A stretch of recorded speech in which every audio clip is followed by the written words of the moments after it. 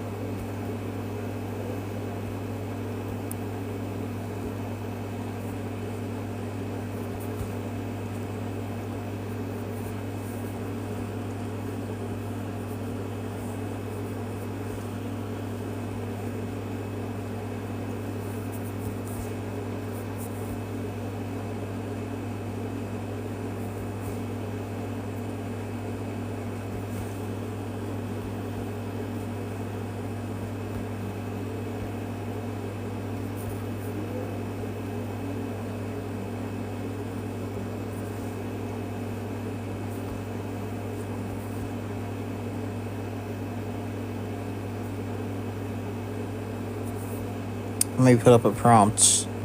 Sorry, guys, haven't put a prompt yet.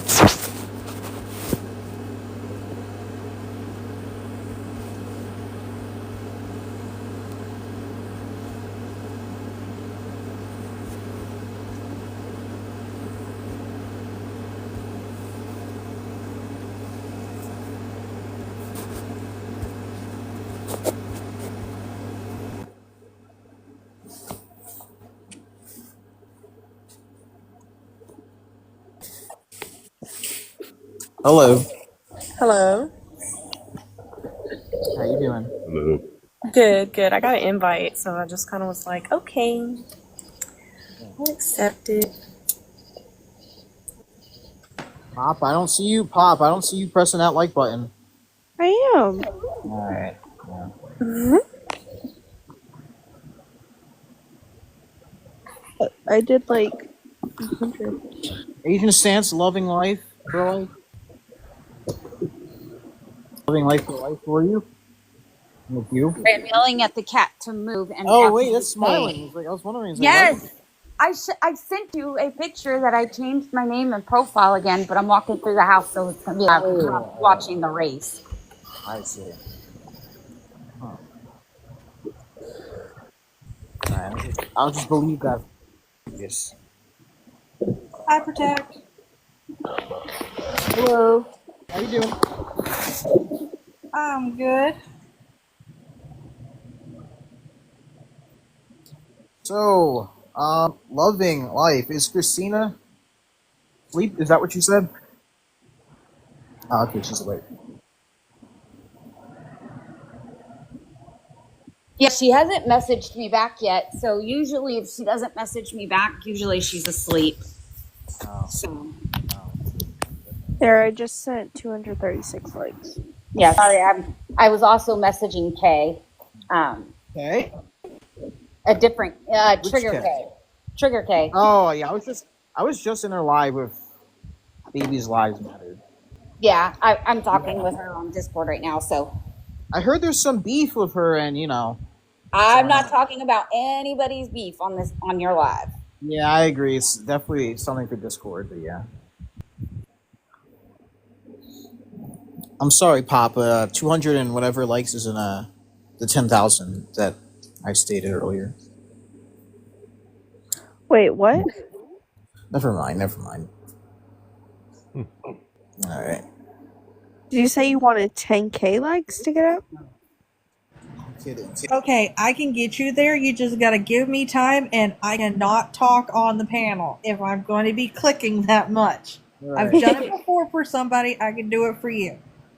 Just bear with me. Only Jared was here. Yeah. I thought. Oh, okay. I got you. I got you. He gets some traction. I'll get you to 10K. I was up to like 5 a.m. yesterday, but then it wasn't really about abortion. It was about like religion. But yeah.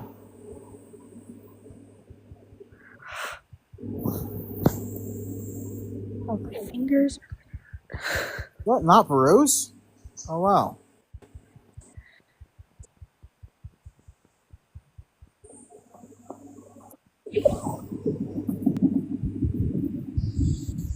All right.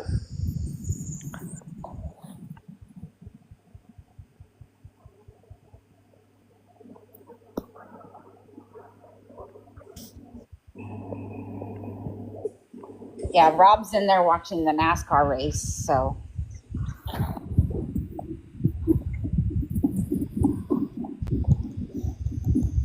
So, Pop, Huh? You were watching Star? Protect is yelling at me because earlier he wanted to go live and wanted me to mod, and I said, "Hey, Ross, do I know you?" Do I know you?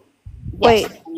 But Protect wanted me to go. Protect wanted me to go live or come in at his live earlier and mod, and I told him I'll mod for him, but it has to be later because my garage. Oh, hey, Bandit, it's Tiff. I changed my name.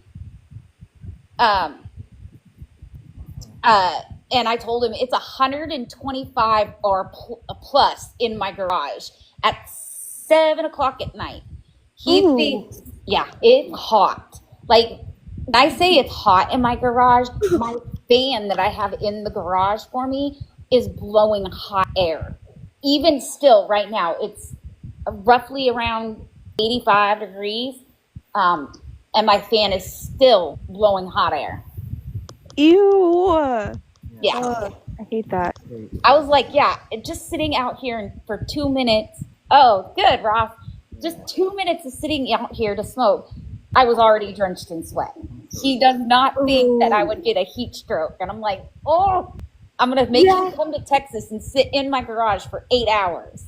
Can you cook an egg outside? Yes. Probably cook an egg in your garage. Oh, God, yeah, we could. It's been hot. Oh, I live in Tennessee. It does not get that hot. Oh, it was 105 today. Ooh. Yeah. I'm not even gonna say your name at the top, but aren't you the professor yesterday? I can't even remember. Yeah. Okay.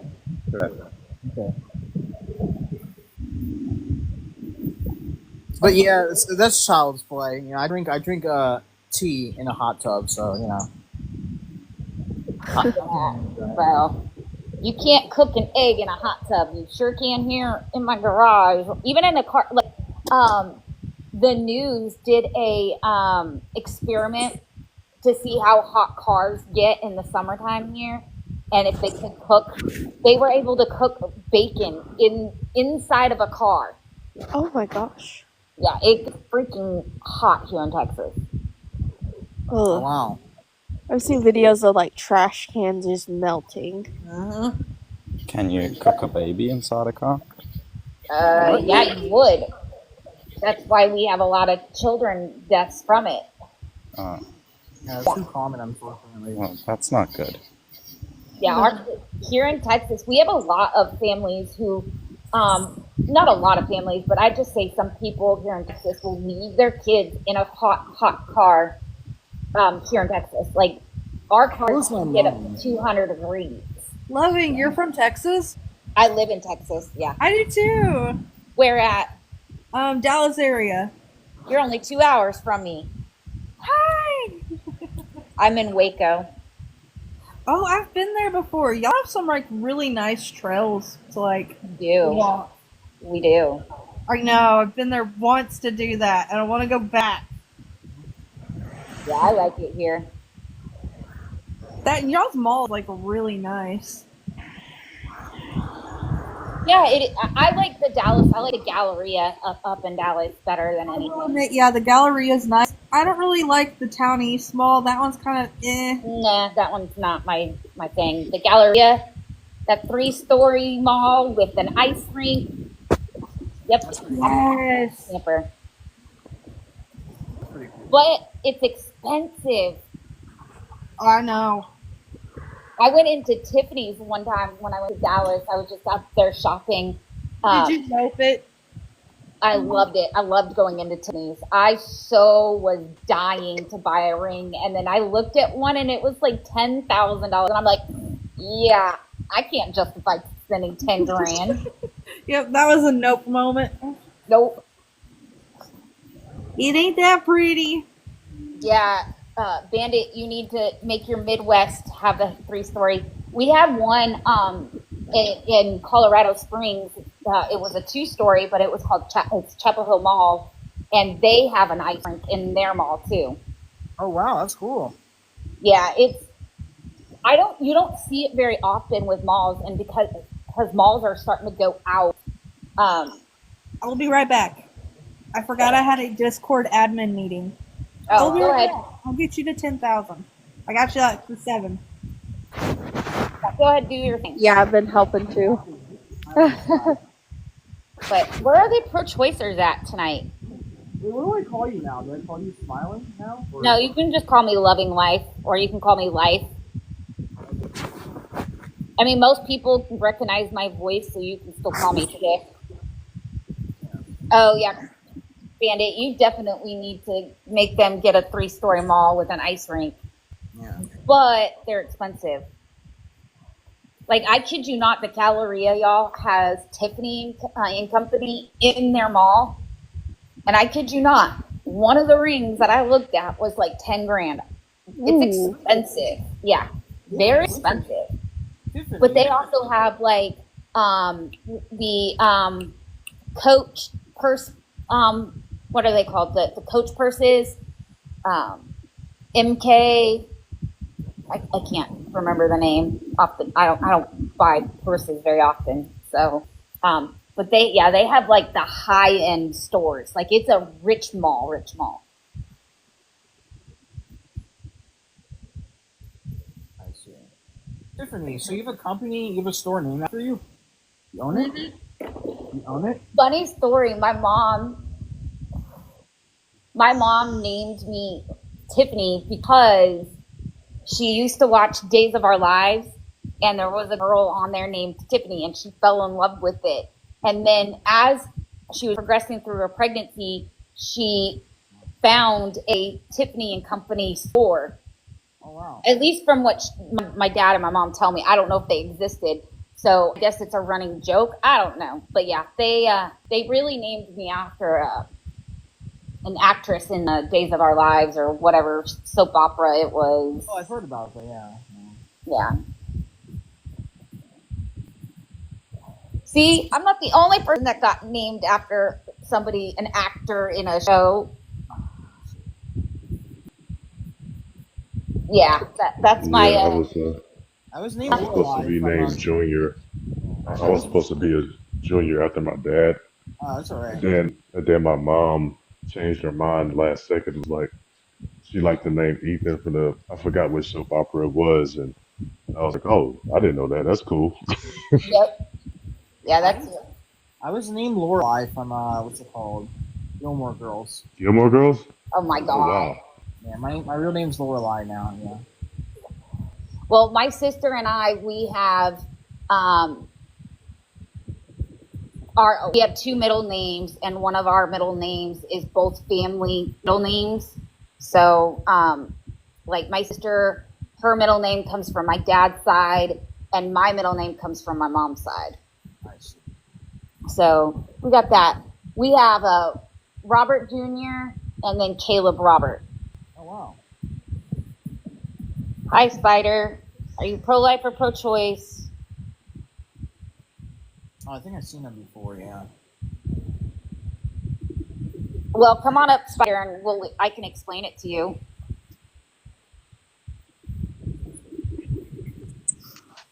Hi, Spider. How Hello. old are you? I'm 24. Okay, so the prompt is just saying, like, so pro-choicers like to call pro-lifers just pro-birthers, which is a compliment because, yeah, we are pro-birth.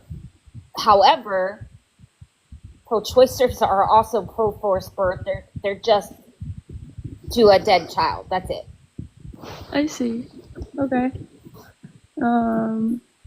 So there's no other way to have an abortion. Well, no, you still have to birth the child. I see.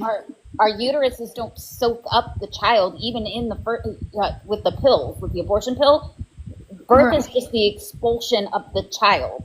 That's it. That's what birth is. So even Right. in abortion, you have to birth the child, just dead, not alive.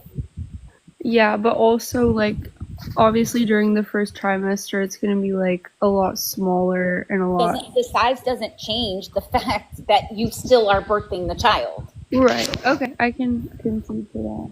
I agree with that. Yeah, and the fourth birth portion would be the abortion. You're forcing them to be born prior to them being ready. You know, unnaturally. You're birthing. You're forcing them to be birthed unnaturally. Ultimately, I see. Okay. So I guess my like moral compass on this, I do believe that it's the woman's body to choose. I think that some things are necessary. Like, for example, you can say murder is wrong, but there are some cases that we can all agree on that murder is necessary. so I'm gonna stop you right there. Right. So, schmurder is a legal term. Okay. So yes, morally, I'm going to say, yeah, unaliving another human, an innocent human being without significant justification, this is going to be schmurder, right? Because your forethought is, I'm going to walk into this abortion clinic and unalive this separate human being, not the woman's body, and so I'm going to take that as you argue bodily autonomy, right? Yeah. Okay. Do you have any type of cutoff? I have exceptions after the first trimester. I agree with the laws as they are now in most states. Okay, we're not talking about what the laws currently are. We're talking about what the law should say. But are you cutting off, because every state is different. Every single state, right? Right. There's not one common theme, right? So every state, we have 9 states plus DC that allow abortion all 9 months for whatever reason they want. We have states that cut it off at 6 weeks, at heartbeat. We have some that cut it off at viability. So if you were queen for the day, right, and you were the one writing these laws and signing them in, what would your cutoff be for all women to now no longer be permitted to have an abortion? First trimester, probably. Besides exceptions, obviously. Well, yeah, we're excluding the medical exception, right? We're gonna kick Medical, all the exceptions. great, Yeah, I'm gonna give you. etc. I'm gonna grant you the exceptions for the conversation. Okay. So I don't give these exceptions, but for the conversation, I can give you these. Let's talk about. So we the don't have to vast talk about them. majority. Okay. Yeah, the vast majority of abortions that women are having, which is the 98%, where would your cutoff be saying women no longer should be permitted to have an abortion at that time? First trimester is probably a good, just general cutoff. Okay, so what's the moral distinction between a child at 11 weeks and 12 to 12 weeks? What's that moral difference? I think their brain development, because they are just developing the neural plate. Some parts of the brain are starting to be developed. I can equate that to. So, Spider, when I'm asking, what you're giving is descriptors, right? I'm asking for the moral distinction, right? What's the morally relative difference between an 11-week-old fetus and a 12-week-old fetus? The lack of consciousness, because usually So with consciousness, that's going to be way after 12 weeks. That's going to be around viability time. Well, hold on. How does she define it? Hold on 1 second. What, Danny? Oh, okay. The water is right there. Huh? When did you get that? Wait, by who? Let me see it. Sorry, my youngest son's friend just got a tattoo. Oh, I like that. Where'd you get it done at? I got it from one of my homeboys. One of my homeboys is a friend. All right, Lathe, how do you define consciousness?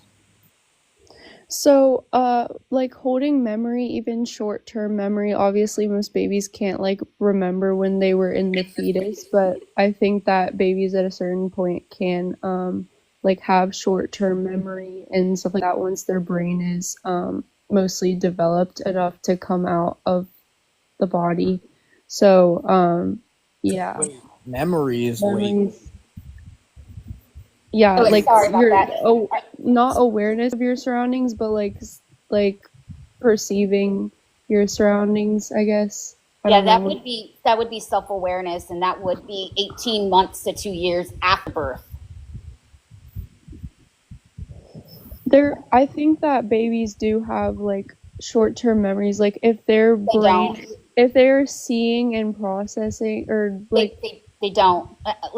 So for the first several months after they're born, they still think that they're in the mother's womb. That's it. Like they have no memories. That's 18 months to 2 years outside of the womb. they have zero consciousness the entire pregnancy. No, that's what I'm trying. Consciousness is not going to be anything to do with memories. Well, wait, that's how she defined it. You said you define consciousness as memories, but like it wouldn't have, by your definition, it wouldn't be conscious. Yeah, that's what I was Okay. trying to point out. Yeah. Hold on. Let me go on mute for a minute. Let me look at what I'm figuring out. Are you? I'm wondering if you mean sentience.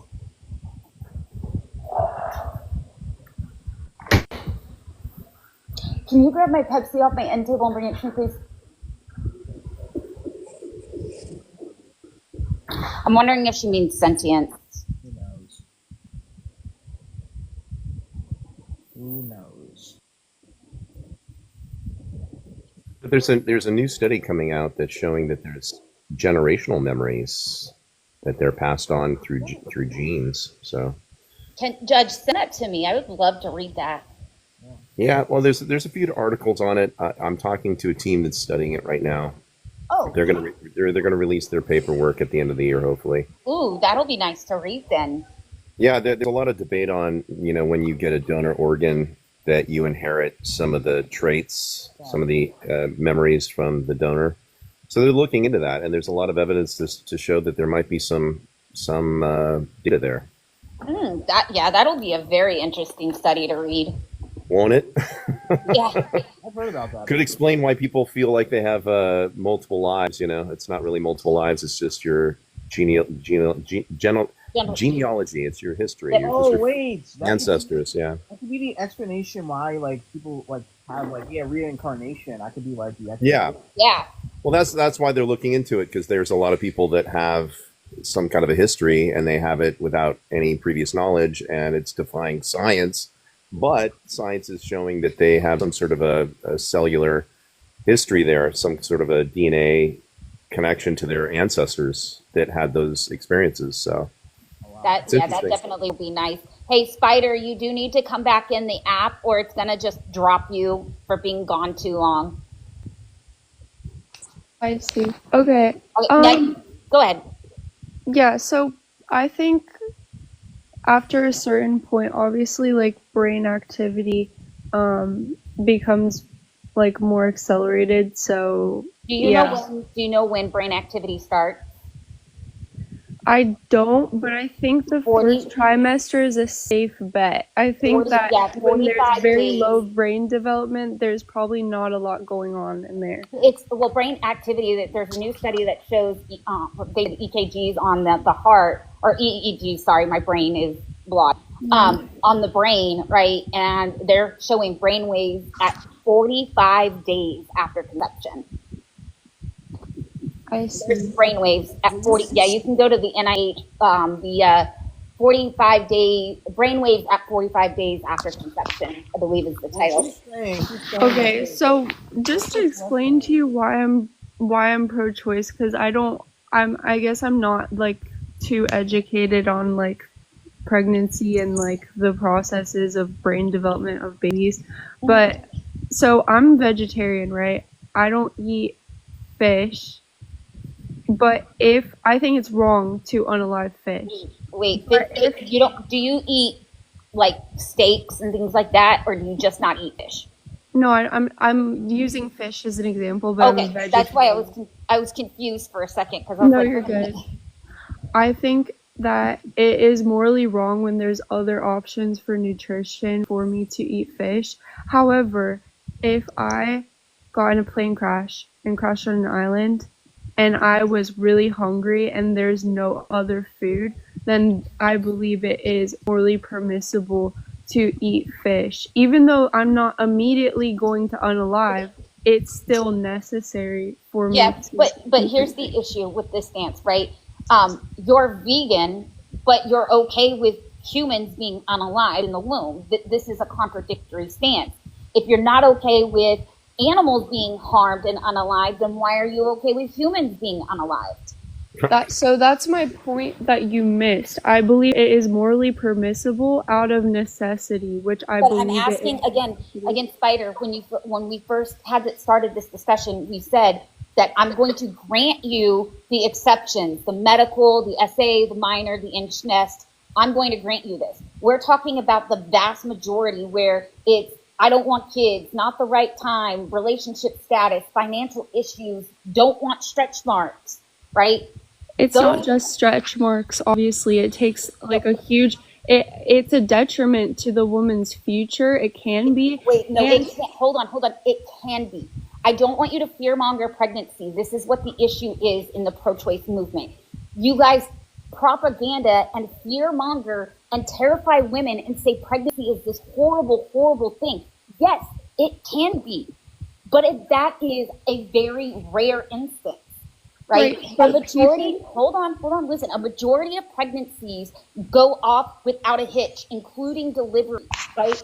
That all goes off without a hitch in a majority of pregnancies. We're not going to base a law off a minority to justify that majority. We don't do that.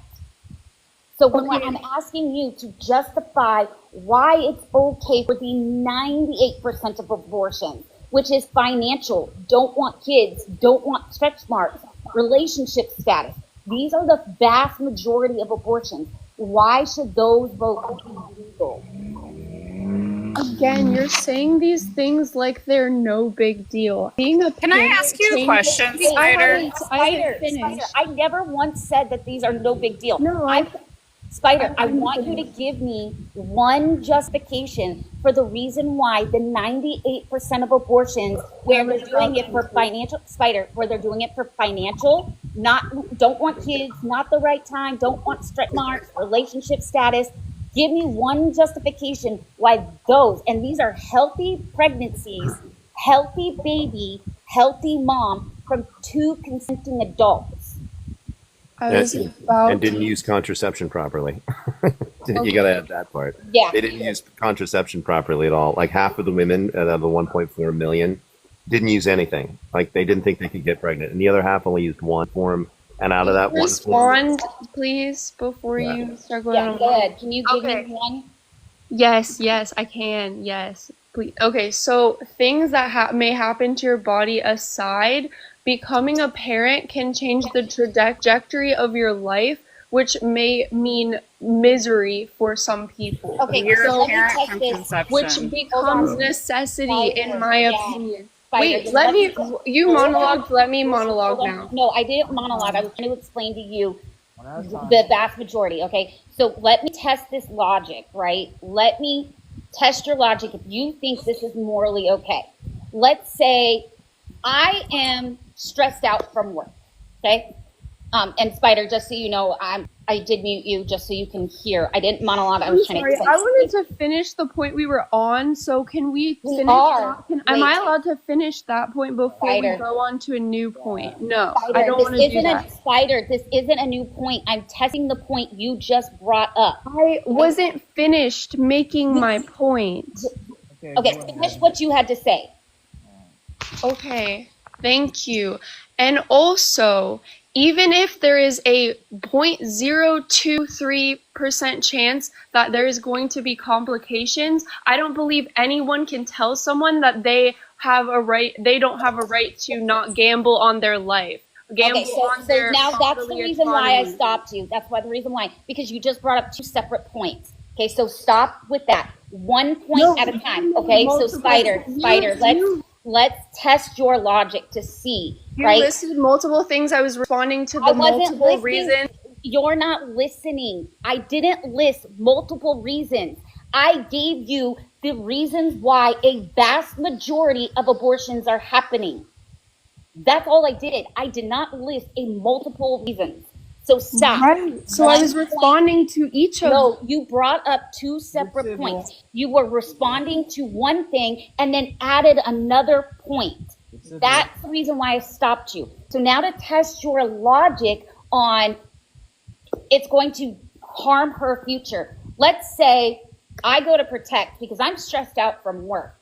It's during tax season and I'm a tax specialist and I'm super stressed out. Protect has a cabin in the middle of Alaska and you have to be flown there, right? He tells me I can borrow it for, let's say, 2 weeks because I just need a 2-week vacation. He flies me up there, drops me off. There's nobody for thousands of miles around me. I'm in literally the middle of the forest. A natural disaster, a snowstorm happens, and I'm trapped in this cabin, okay? I go to take a hot bath one day, and as I'm walking, out pops a baby. I don't want kids. It's going to harm my future. It's going to detrimentally harm my future. Am I morally obligated to pick this child up and feed them? Or can I leave them on the ground and let them starve and die? Why is there only two options? You cannot feed them and still take them safely to a hospital or something, or take them Then with there's you. thousands. He's out in the middle of nowhere. There's no communication. Communication is down. You're snowed in. The only thing that you have is Okay, the so you're both baby. gonna unalive. You're both gonna unalive them. No. I have enough food to sustain myself for the 2 weeks. I don't have enough. I don't have anything. All I have is breast milk. And I don't want this kid because it's going to detrimentally harm my future. Can I just let this child starve and die? Or am I morally obligated to pick them up and feed them? Yes, but it's not analogous So then you have, because yeah, it is it's not analogous. analogous. Hold on. It is. I'm not going to let you explain. You just said, yes, I'm morally. Okay. Hold on. You I have a cannot have a contradiction. You have a I contradiction. cannot have a conversation with you if you're gonna. You have a contradiction, bullying sweetheart. the Nobody debate. is You are bullying the you. debate. Nobody is bullying I you. said You have a contradiction. Okay? So if I'm morally obligated to pick this child up and feed it, even though it is going to detrimentally harm my future, then why is it okay for them to do it in the womb but not outside of the womb? Who says you have to continue caring for the baby after the 2 weeks? Again, How would that harm I your don't future? want to care. I don't want to care for this child because it's going to harm my future. Having this child is going to harm my future. Why is that the assumption? That's not an Again, assumption. that was literally your point. That No, because it's you her can just having- drop the baby off after the 2 weeks. So this is a Oh yeah, contradiction. adoption's always on the table. It's a Yeah, contradiction. you can always give up the baby and prepare for adoption even before the baby's out. So adoption's always on the table. So Yeah, your it's a future is contradiction. safe.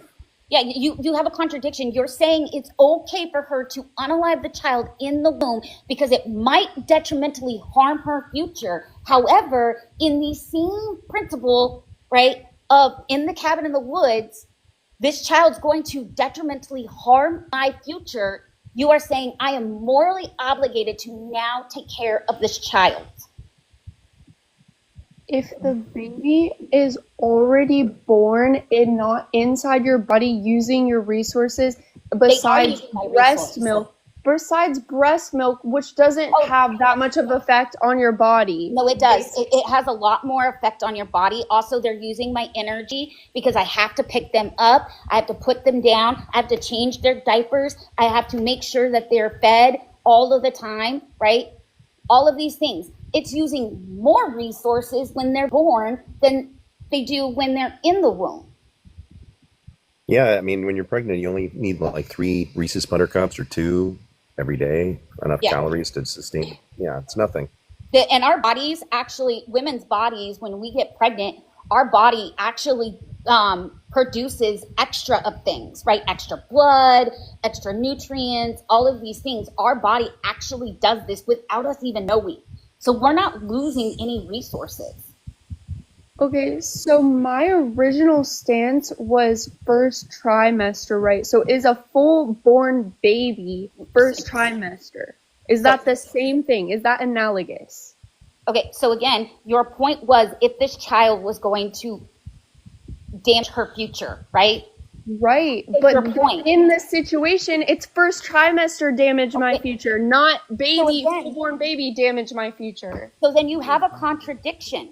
No, I Because don't. the child, no matter No, what I stage, literally yes, don't. Spider, listen, and I will show you the contradiction, okay? This child is in her womb all 9 months, okay? So if this child, right, is going to detrimentally harm her future at 11 weeks, it's going to harm her future at 40 weeks, at 2 years old. It doesn't matter, right? So your contradiction is, oh, because it possibly can early, but not later, right? It's a contradiction. Because no matter what stage you are. Again, it's not, because I don't believe that it's morally permissible for a full-grown baby, for that to be an excuse for a full-grown baby. For all of the things you said, it's morally permissible within the first trimester. Okay, again, then give me the moral distinction between an 11-week-old and a 12-week-old. Okay, sure. A fish and a... A fish is not a human being, so Why that's is there a different. difference? Because they're not a low. human. They're both very low in conscious. Okay, we are not animals, right? We are mammals, correct, but we are not animals. We do not grant human rights to animals. We grant human rights to humans.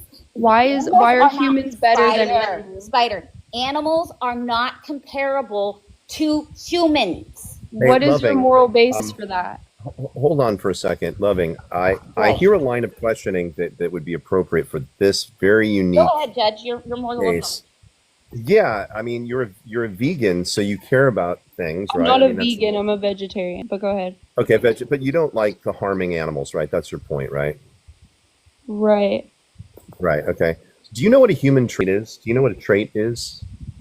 Like eye color, skin color, height, Yes. right? Those, those are traits, right?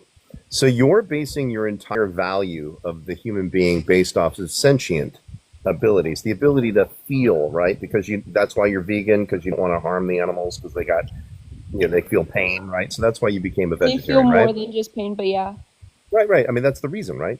Well, Right. I understand why you have that position, right? Because as soon as the brain appears, right, it's going to have pain, it's going to feel things, and that's why you have that cut off, correct? Am I correct about that? Right. Not Okay. just pain, but yeah. But that's the primary cutoff, and that's the reason why you have that position, right? Because the pain can feel things. You don't want to harm something that can think, right? Right. Okay. Well, that is a trait, okay, just like skin color. And I just to let you know, like that position that you have, I hate to say it, and I know you don't know this is not intentional, but it is kind of a bigoted position. So let me explain why it's a bigoted position. Because guys like Schmittler looked at Jews and said, well, you're Jew, so we're superior to you, you're inferior, so we're going to take away your rights and we're going to unalive 73 million people, right? And the slavers, they used to look at black people and say, we don't like that black skin trait that you have, so we're going to take away your rights. We're going to call you 3/5 human, and we are going to call you cattle. You're now like property. You don't have any value. So what you're doing with the baby is the same thing. You're looking at this thing saying, I don't like that trait. You don't have a brain yet, so you don't have any value. So you don't want to be in that position No. where you're devaluing human beings based off of traits, because that's how racism happens, right? That's how No. people have been unalived because of those things, I right? would, I would also This is a say, like, stupid argument. well, it's not a How is stupid it stupid? argument. It's a What's stupid the difference? argument because my toenail color doesn't affect my humanity, my sentience. You're Well, acting toenail- like wait, thoughts and feelings are a physical trait. Spider. Toenail color is not a trait.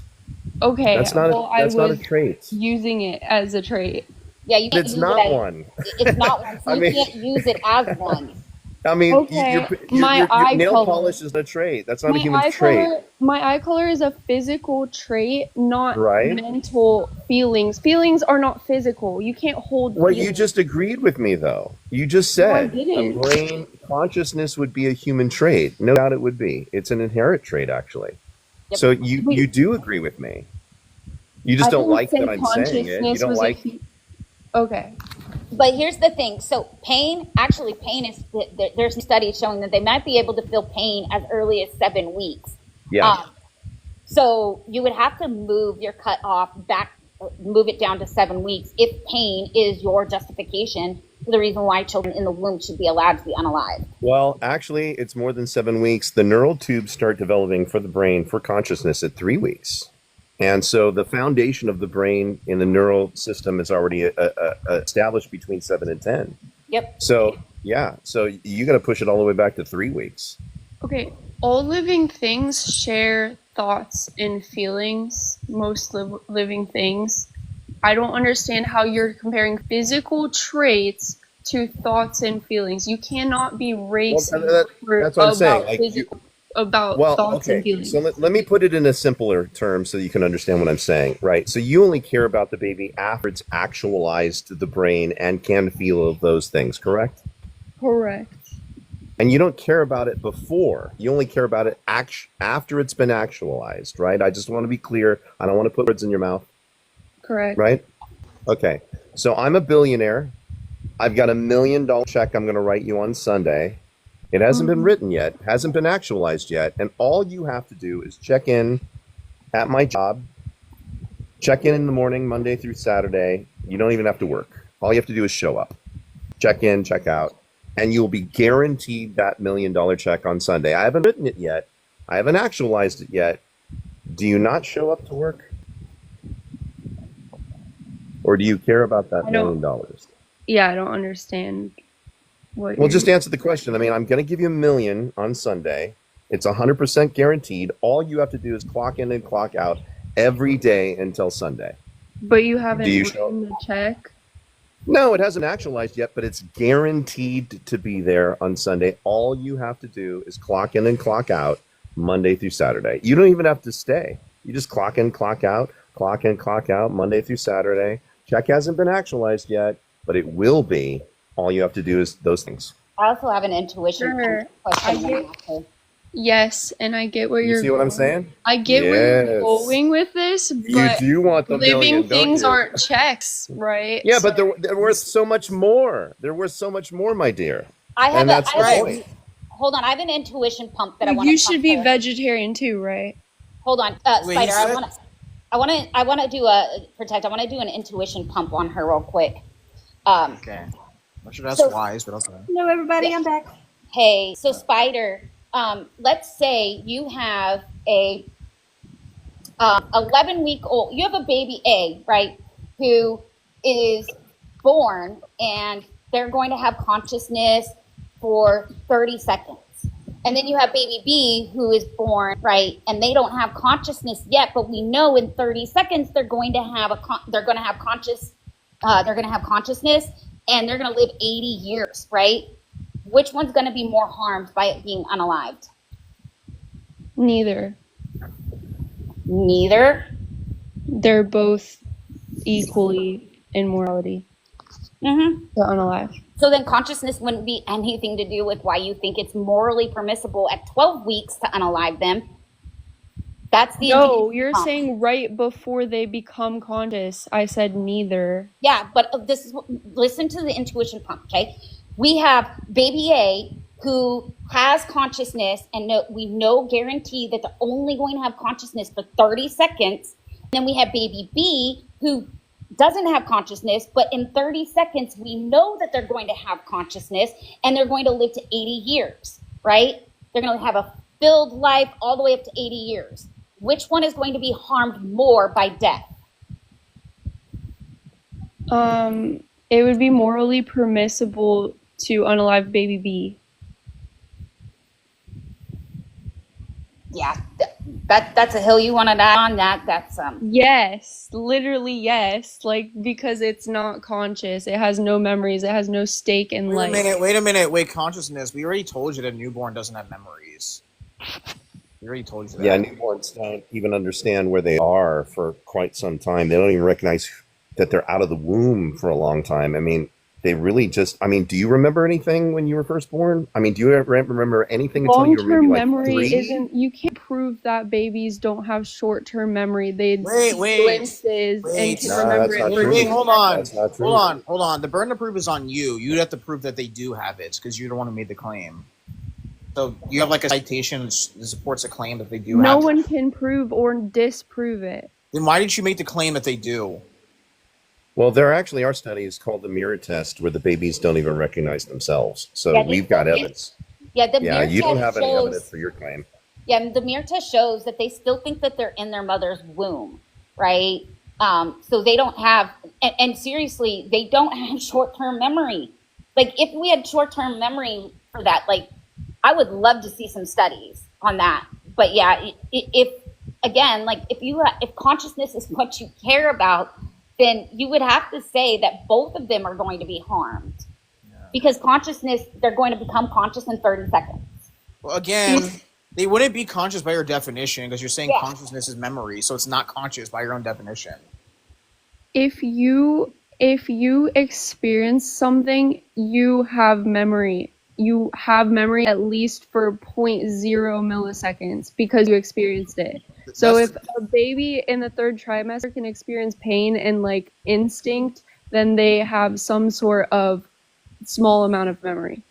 Did you know that right after conception, that at least for several days while it's flying down that tube, right, before it adheres to the uteral wall, that is acting on its own account. It is its own agent. It's under its own agency.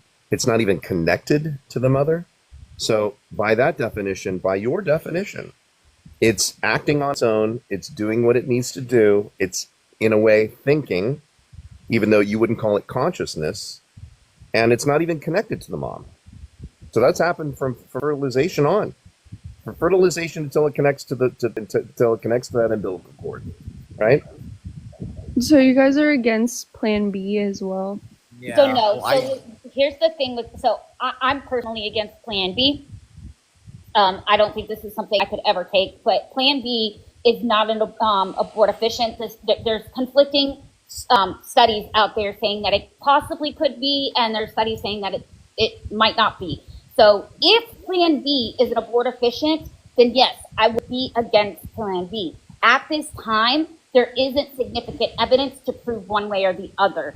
But the job of Plan B, right, is not to abort a child. The job for Plan B is to stop ovulation.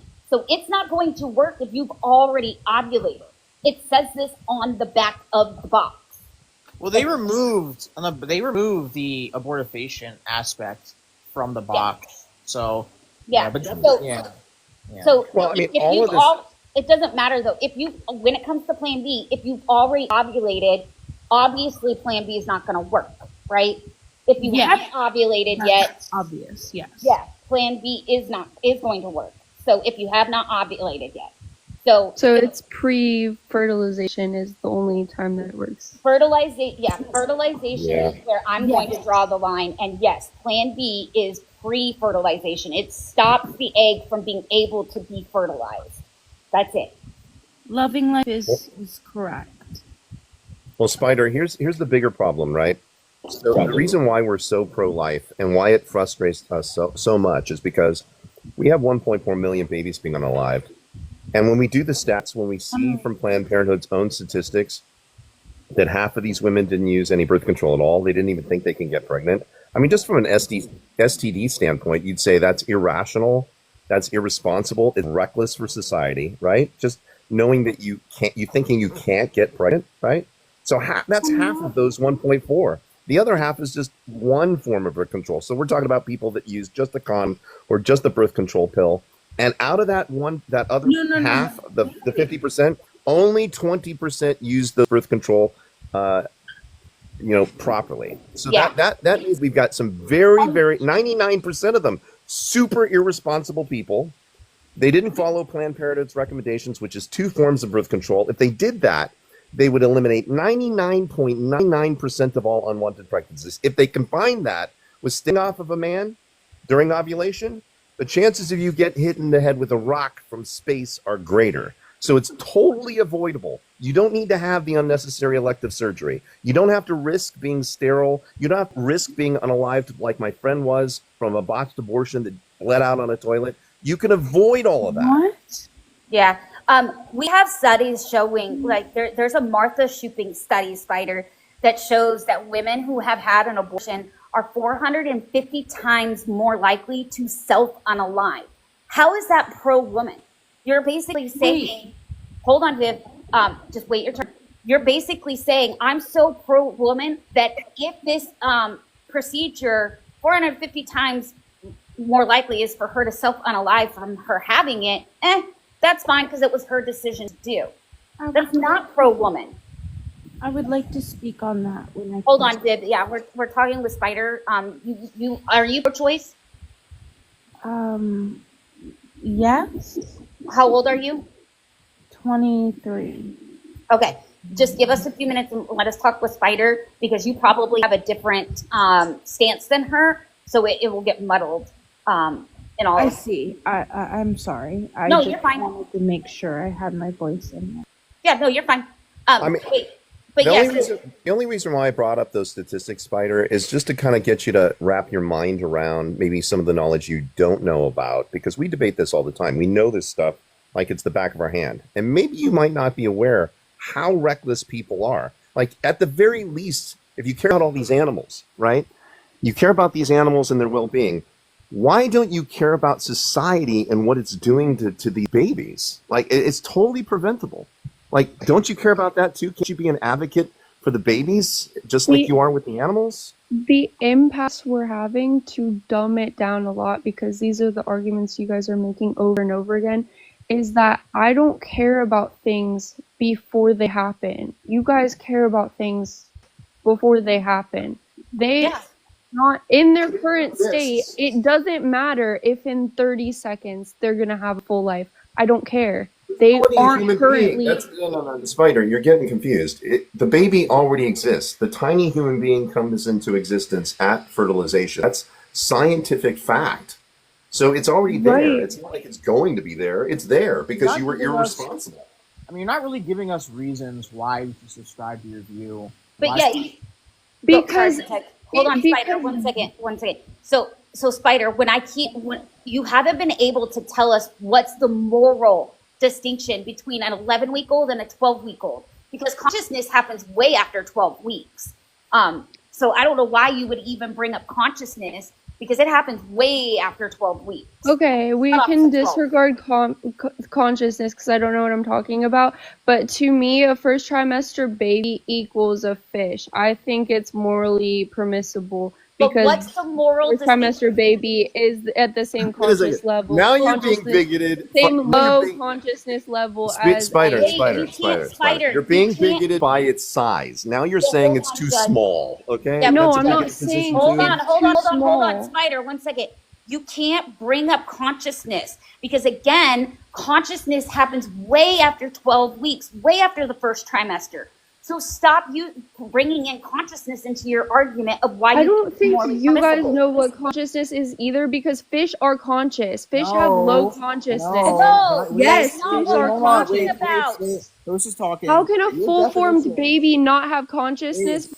Your definition of consciousness was memory. Now show us how a newborn has memories. You're just asserting that this is the case. How does it? Here's the thing. I'll just stop this I got to stop this debate when it comes to consciousness, because even scientists, our brightest scientists, have no clue how it happens, when it happens. It's an arbitrary stance. Our brightest minds don't know. We may never know. So to place value on something that's arbitrary, where we don't even, our brightest minds don't even know, that's a bad position to unalive people on when you don't even know, right? Okay, I'm gonna okay, stop this. okay, wait. Hold on, Spider. No. We're gonna move on because you have no stance, sweetheart. Yes, I do. No, Yes, you don't. I do. You keep saying your cutoff is at 12 weeks, but consciousness. So you're trying to throw things to see what is going to stick.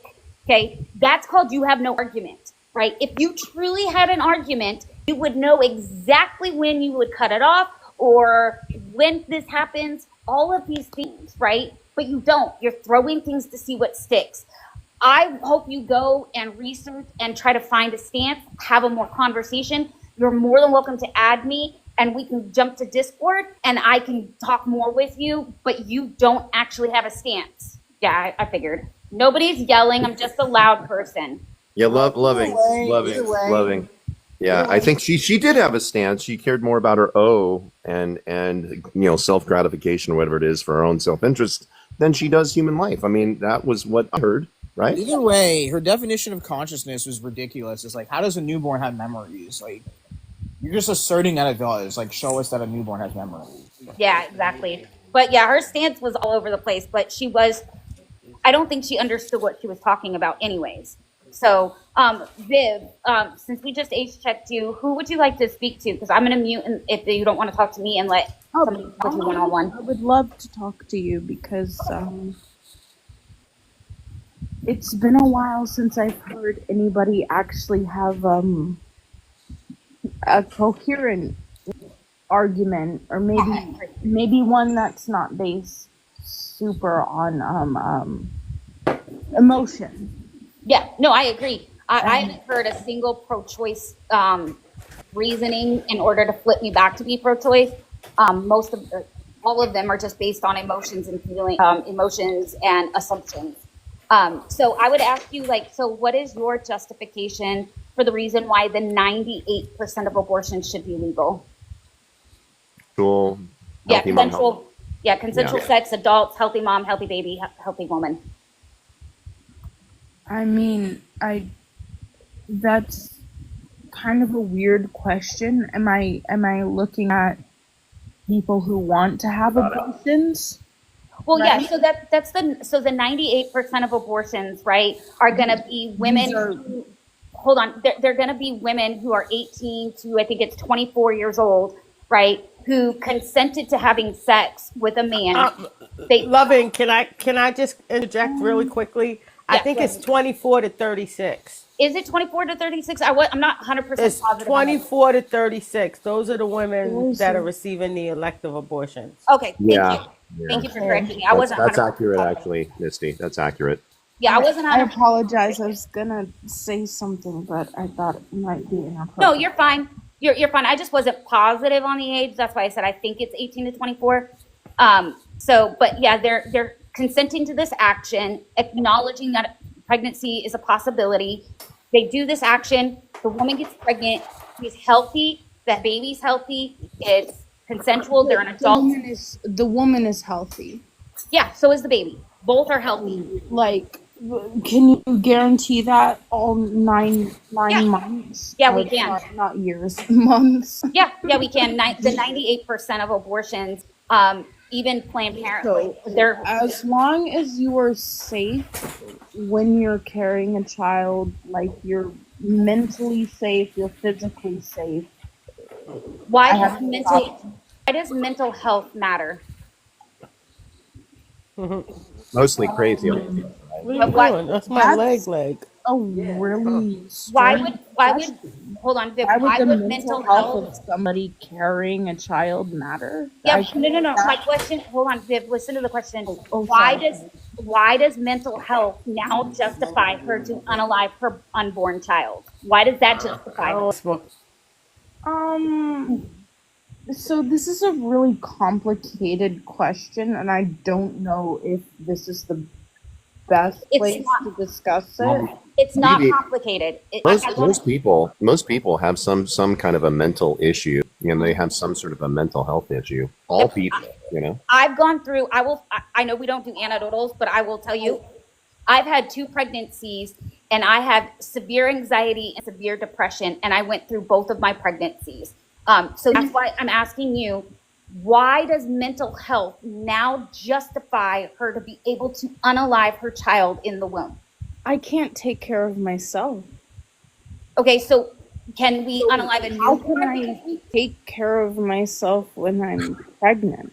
Okay, Well, if I have a new, hold on, I Judge. gotta If I have, wait. I got a clarifying question here. I'm Then not sure what you're asking. wait, BB, if you're saying that right there that you Like, can't I'm even not- take care of yourself, why on earth would you engage in a behavior where I a do child not- might I like? like. Well, that's what we're talking about, right? That's what I was going to go on to say, but I was just saying that's a very complicated question. And I think that I'm not the best Shouldn't there be suited to roadblocks? answer. Shouldn't there be safety nets? Shouldn't there be something stopping women that are not Yes, in the mental there state should of right? be. But right And now there are there no was, consequences. and There are now- no. hold There on, are hold no on. We need it. Hold on, Viv. I need you to listen. Yes. So, Okay. okay, my question is not very complicated. It's very, very simple and easy to understand and answer, right? Why does mental health now justify her to be able to unalive her unborn child? Would you say that if she has a mental health problem and she now has a born child, that it would be justified for her to end her born child's life because of her mental health? I'm sorry, I don't want to interrupt you. No, that's my question. Would it be justified for her to be able to end her newborn's life for her because of her mental health? A newborn's life? No. Okay, so then this it is. okay. So this is a contradiction. You have a contradiction. It's fallacious. You have a fallacious argument, right? Which means you're falling to a fallacy, right? You're special What that pleading. means? Okay, yeah, I'm going to explain. If you don't know what it means, I can explain. So this is what's known. So when we give hypotheticals, we're testing your logic to see if you're going to remain logically consistent, right? So we're going to apply your logic. So you're saying if her mental health is affected, she can unalive her unborn child. We're going to remove the abortion aspect and we're going to place it to, let's say, the newborn, right? Her mental health is being affected by this newborn. Can she unalive this child morally, right? And if you say no, then you're what's known as special pleading to where the current location of that child, right? So you're saying it's okay for me to unalive my child in my garage, but the moment that they're out of my garage, I can't unalive them. You're still unaliving them. What? It's just an example of showing you kind of what your logic is. You're saying, okay, so listen, Viv, I need you to listen. You're saying, That was just not. no, it's showing you an example of Can what, I try to explain it to her real quick? yeah, try, maybe I'm just using too many big words. I'm sorry. So what she's trying to tell you, right, is that what you're doing is you're pleading to where the child is at in order to be able to unalive it. What do you? So what you're saying is that due to the fact that the child is in the womb, it is okay to unalive it. But when we present you with the same entity outside of the womb, you say, no, you can't do that. Okay, I did it badly. All right. So, like for this type of conversation, right? A normative conversation, your principles should hold in and outside of utero. And when you just plead to where the child is located, that would be an error in your logic. It's like she was saying, it's okay to unalive it in New Jersey, but don't do that shit in New York. That's a good way to put it there. That is, I love it. Yeah, that's a good way. It's really about just like being consistent with your logic, right? You can't, if you can apply it outside, you can't apply it inside, right? You got to be consistent. Yeah. So do you understand? I understand what you're saying. I think I came off on the wrong angle. I No, do you're But fine. apologize. a good way to think of it, right, I is just was like misunderstanding what you were saying. I'm sorry. No, like you're fine. and you gotta Um, and and you gotta look at it the way that like it's we a see bigger this picture. entity, Yeah. right? We don't see any morally relevant difference between you and an embryo. What we're talking about is a tiny human in its perfectly natural developmental stage, in its perfectly natural environment. I get you. I just like, do we have okay, so then I A little understand what you're muffled. I don't know saying. if you got your hand over your microphone. I can't really hear you. Yeah, Viv, I was just going to say something, Viv. It's Yeah, really, you're my I'm fault. hearing you. I just have one extra question. Keep going though. yeah, go ahead and ask your question. It's hard to hear you. You're kind of muffled. So I I don't know don't. if You have your hand Oh, over the like mic, or literally, it's hard to hear me. Yeah, Mhm. yeah, yeah. There we go. Now we can hear you better. Sorry, No, you're fine. I'm trying to ask questions, and I know this isn't, what's your you other? know. You had another question. What was it? Okay, so like when it comes to like the 6 to 12 weeks, do you really are isn't that still just like you can make a decision there, No, right? no. No. So hold on. So here's the thing. So So what? once it happens, it's done. Yes. So they're a human being. We know from what science tells us, right? That we know science tells us at the moment of fertilization, conception, there is a distinct, unique human organism that comes into existence, right? At that moment of fertilization, they're a human being. Suppose that's true. Yeah. Yeah, they're a human being. Their species is never going to change no matter what developmental stage. So at zygotic, blastocyst, embryo, fetus, they're still a human being because that's their species. And I just wanted to piggyback off of what she was saying, right? I Is like, how old are you right now? Me? Yeah, just throw a random age out there. 20. So, okay, so I'm at 23, right, your body is the same body that it was at 15. All you've done is grown and develop. Okay, at 15, your body was the same at 10. At I 10, don't your think body, so at yeah, all. all your body does, You could say ma'am, 12. ma'am, what I'm trying to say is this, right? Is this organism is the same organism all of your life. Well, All actually, it does, you Make have. it a little lighter. Well, Sorry. hold on. You do have DNA consistency. So the same DNA that you have at fertilization is the same exact stuff you'll have all the way to 99 years old. You know, it's the same. yeah. It's So identical. what I'm trying to say is that this is the same organism. It never changes. Yeah. So we see, Yeah. so at the moment of Changes. It conception, develops. It doesn't change its DNA consistency. It has what's called continuity of, No. I know yeah, that. development. Yeah. yeah, so I wasn't trying the, to say. Sorry. no, all I was going to say was ultimately what we're saying is, yeah, 6 to 12 weeks, we don't give this exception because we see this child at the moment of conception. Davo, that is disgusting to say to people if you are confirmed one. Yeah, that's pretty gross. Somebody needs to block Dave. I did. I got him. I blocked him. Also, too, Vivian, like for me personally, I believe that abortion is a human rights violation. Do you believe in human rights? I do. My mom was a midwife. No, for human long rights. time. Yeah, Human rights. Well, no, I'm just telling you how I view. Right. I'm just Yeah. trying to be open and like honest. So, do you know what your three inalienable human rights are? hold on. Yes, Vivian, liberty, happiness. hold on. When she says inherent, when she says alienable, she's meaning our inherent human rights.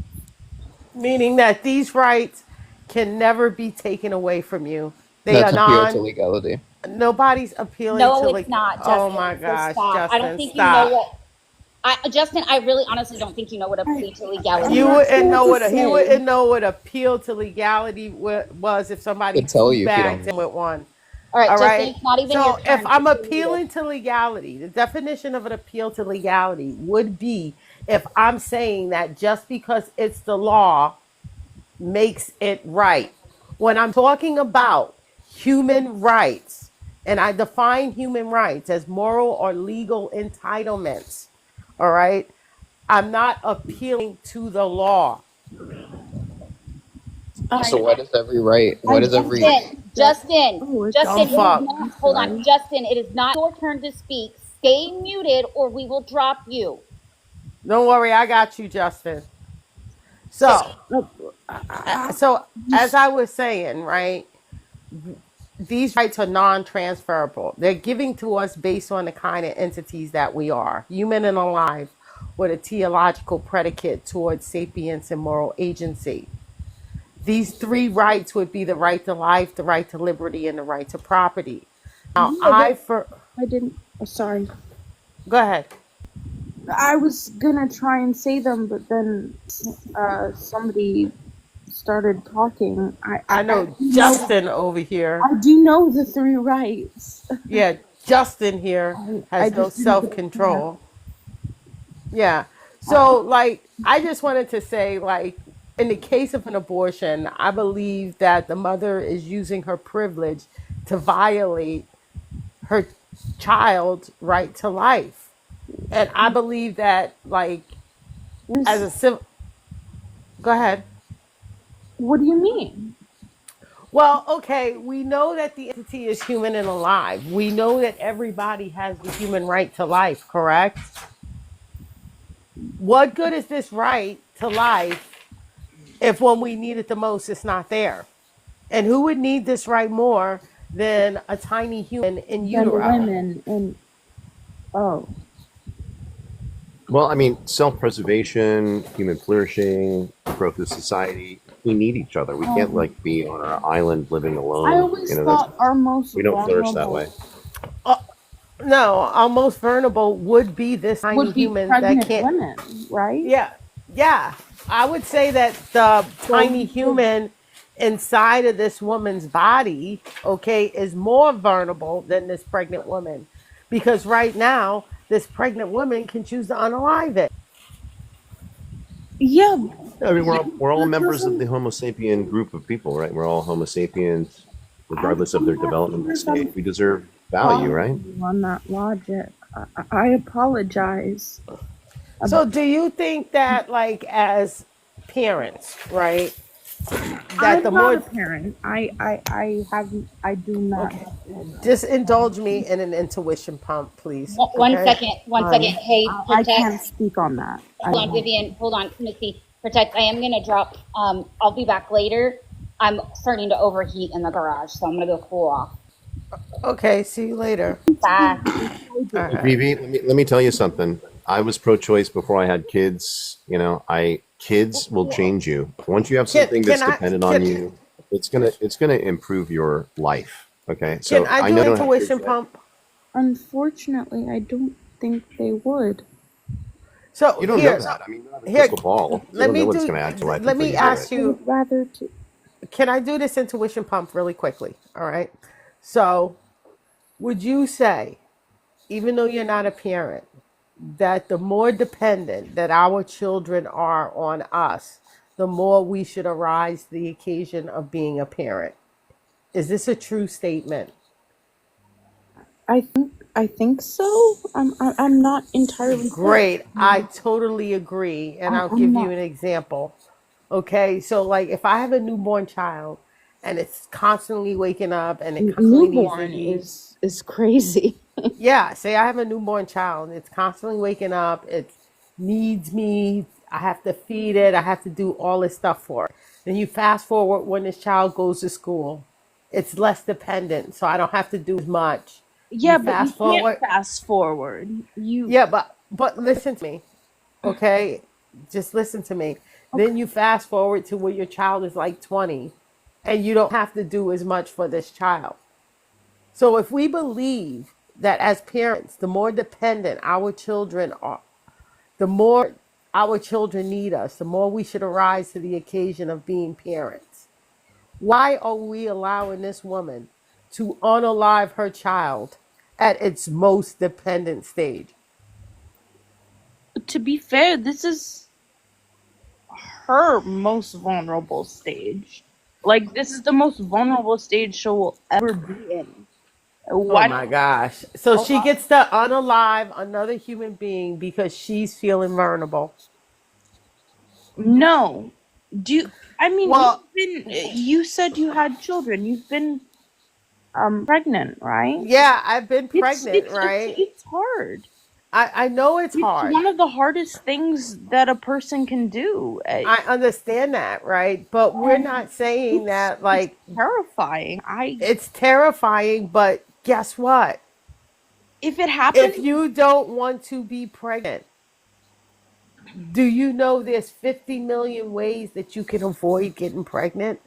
there's also 50 million ways that you So can do get you pregnant. think that somebody could like just avoid all of these 50 million ways of getting pregnant, get their rocks off, and then go unalive another human being No, because I they think might a be lot of the feeling a time, little vulnerable because they're pregnant? I think a lot of the times it's an accident, and a lot of the times it's a happy one. Oh my God. But When you look at the 97% of these women, okay, that get these abortions, right? where are you These getting women, from? I'm getting this from the Guttmacher Institute. It is the information arm What? of Planned Parenthood. So when you look at the 97% of these abortions, right? Healthy mom, healthy baby, and consensual schmacks. I think within like 66% of these women, okay, they are not using protection. And then the rest of those women are not using it properly.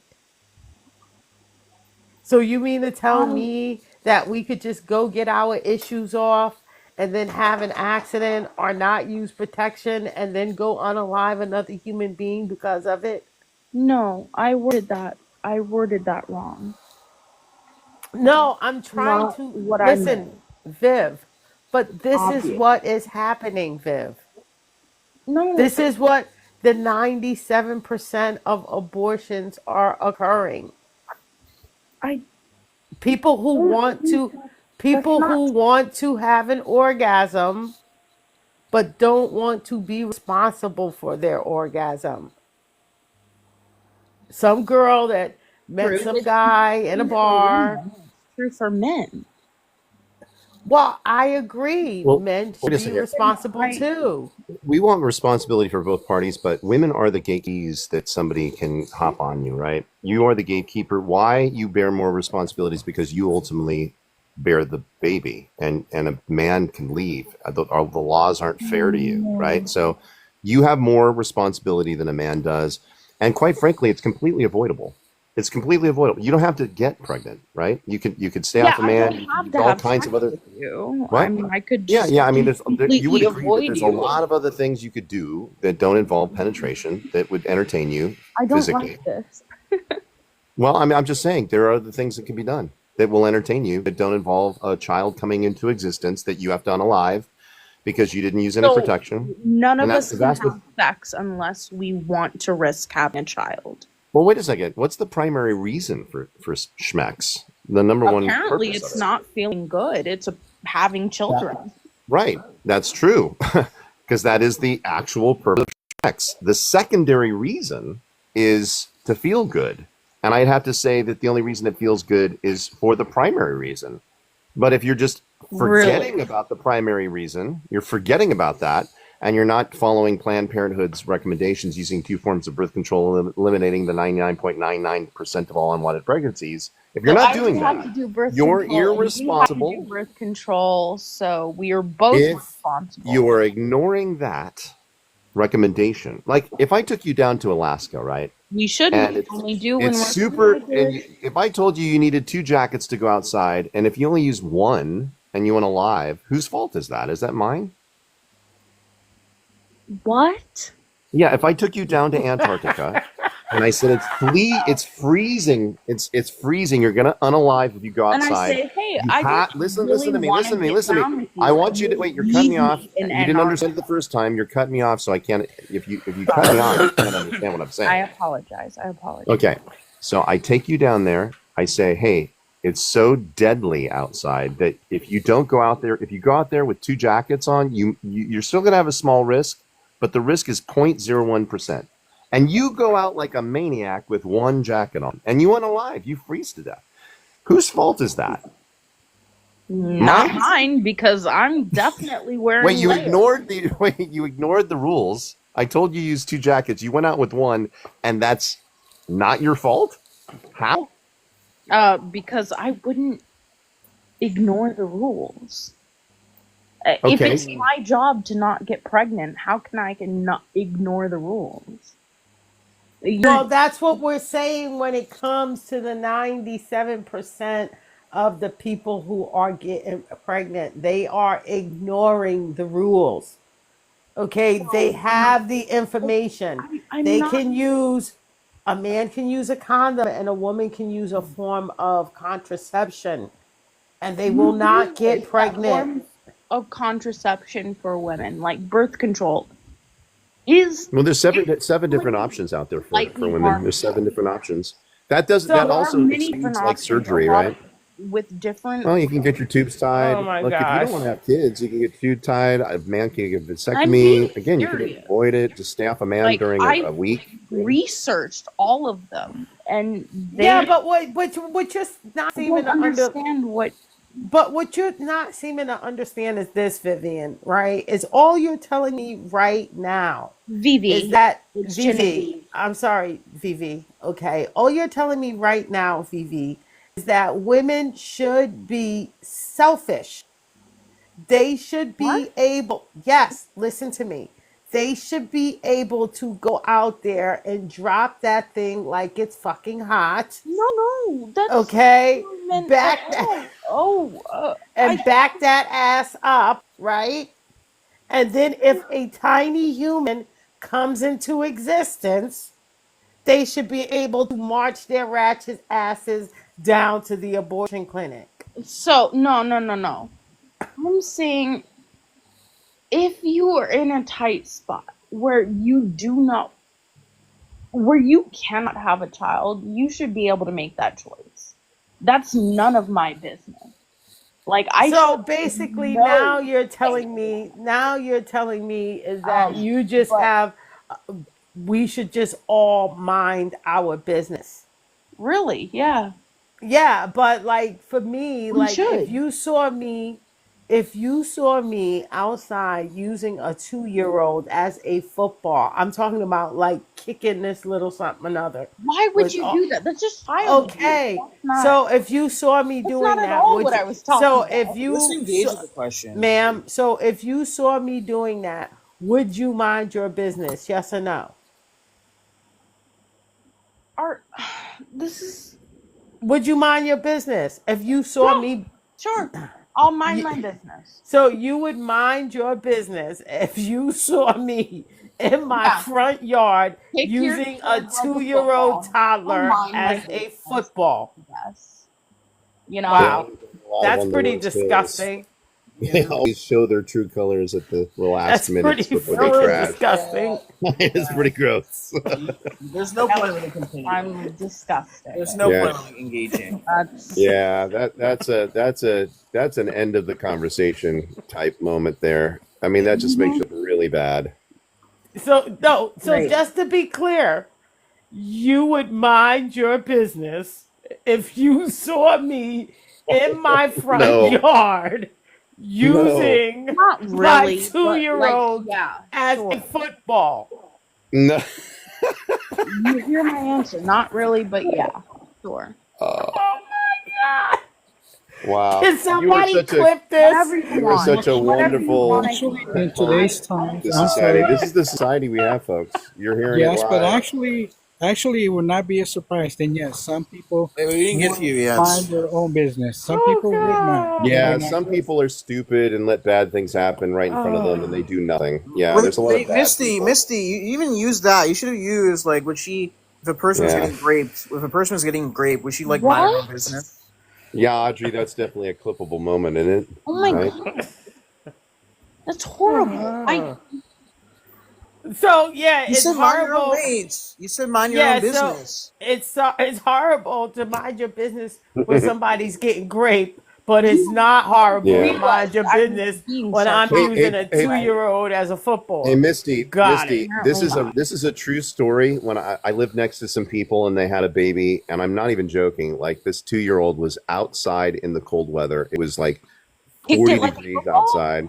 No, they were my next door neighbors. It was dark. The kid was like behaving poorly, and I'm not joking. They locked the baby outside. It's 2 years old, Outside at night? 54, 54 degrees. Yeah, and they let the baby cry out there. What the fuck is wrong I with them? called the cops on those mother effers. You kidding me? And they had child protective services do shit to them. That's what you're supposed to do. And then Period. then they moved out. Thank God. And we got No, good family but next to me Vivi, now. but Vivi will be minding her business. Like poking your head over. Like, Did you get a field goal? like, ooh, you look at that baby out there in that diaper. You need to get lower on the Hit kick. like a football. Get it now! Now! Hit it. Go ahead and punch it. Put it through the goalpost. Like what, guys? You know I Better was Michael, being, look. you know I was being sarcastic. She would go out You there, actually Michael mean that shit. Pickett. I know. Right? Hey, even if you're being sarcastic, this is How just testing far? your logic. It's testing your How about logic here. how long is a football field? I bet I could punt it that far. Yeah. Fucking Yeah. shit, dude. It's 100 yards. Oh Lord. Either way, I think Hopefully, we should just Still move on. alone. Either way, Yeah. there's no cleats involved. either way, I think Vivi, No I clue. highly recommend you rethink your positions and get a better argument. You didn't convince anybody on this panel to think like you, thank God. I'm And pretty sure I didn't. Well, I'm well, hoping no, that I didn't. no, Well, no, Chris, we're not using well, babies as footballs. Joe, I was you kidding. Yeah. Joe, What, you Misty? speak for yourself. That was a very convincing pro-choice argument. Oh yeah. I have Oh, to say, baby. I am Oh, pro-choice fuck off. leaning now. Depends on the kid, man. I don't know. Maybe. either way, let's move on to the next person. This is not going to lead to All right. Yeah, that's Have a nice night, Vivi. You Oh, you God. sleep well. you too. Sorry I didn't. Yeah. It's all right. You know, Some look, of the better honestly, arguments just make it start not looking at sound this. morally bankrupt. Go watch Look, the Silent have fun with Scream. Go look Jesus, at Planned please. Parenthood statistics. Go look at the Guttmacher Institute. Learn about what you're talking about. That's the most important thing. Just learn about what you're talking about. All right, so we're going to move on to the next person. That was morally bankrupt. All right, what's your age? What's your Yeah. stance? Person next to pleaded location. 50, dude. You were talking before we even knew your age. You're saying some stuff in the chat too. That's why I invited you. Come on, let's get that logical 1550 pro-choice. Jesus. I'd love to know what that means. Like, what does that mean? Oh, everybody asks. If you know what it means, then I know what you're working. Oh my gosh. So It's give what's us your something that age? leads to a logical pro-choice conclusion. Well, let's get some foundational stuff here. When do you think human life begins? Do you know? Let's see if you graduated high school. Well, I know. Yeah, I know when it begins. When the two items needed to create a meat. Oh, thank God. All right. Well, that's Thank good. you, Jesus. I know, right? I hate when it starts off wrong. and that is my real name, and it's not for religious reasons. I know that is And Is it Jesus or is it Jesus? either one. Now, Okay. now, All right. now, All right. Jesus, All right. Jesus turned water into wine. Okay, but if you say Jesus, I'll turn it into Well, tequila. now that's my next question, All right. Jesus. All My right. next question is, are you Christian? No. Okay. All right. So we can just scratch the The reason Jesus why I part. invited him up because this is like the same typical thing. But your I'm point. I do believe in the Creator. I do believe in God. I How? am spiritual. Wait a minute. But How I'm- can but you I don't believe in a give God myself- when the only evidence of God is in the Bible? Oh, hold on. Which- That's. I mean, that's There's the some good stuff in there, but the way it's written today, the European version, especially the King James version, is not the real Listen, text. take it from a guy that has read 350 different Either versions way. of the Bible in Greek, Hebrew, and Aramaic. I can assure you the gospel, despite there being differences in dialect, right? Some translations are going to change minor words. The gospel is consistent between 350 different versions of the Bible. So, Either way, yeah. this is a conversation for another day. But the reason why I Yeah. invited him up because he made a very big claim Yeah. about pro-choice. Also, too, Jesus, I just wanted to say, if you consider yourself like a spiritual person or one that believes in a God, right? I think it would safely follow that the God of your understanding wouldn't be cool with you shedding innocent blood or unjustifiably murdering other human beings, correct? Well, let me put it to you this way. I believe Or advocating that for that, my well, let me, bad. like I said, I'm going to answer it this way. When it comes to this personal topic that you're talking about, yes, once life starts and you interfere with it, and there are exceptions to it, I'm open to the exceptions, but once you interfere with the natural course of it, then yes, I consider it unaliving. Okay, so you are pro-life then with like exceptions? What are those exceptions? I wanted to address When either life is at risk, when either life is at risk, and when the person makes the choice of which life should be spared. Huh? Well, that would be all 9 months, people making that choice every day. So that sounds like a pro-choice position. So, host, what was he saying in the comments?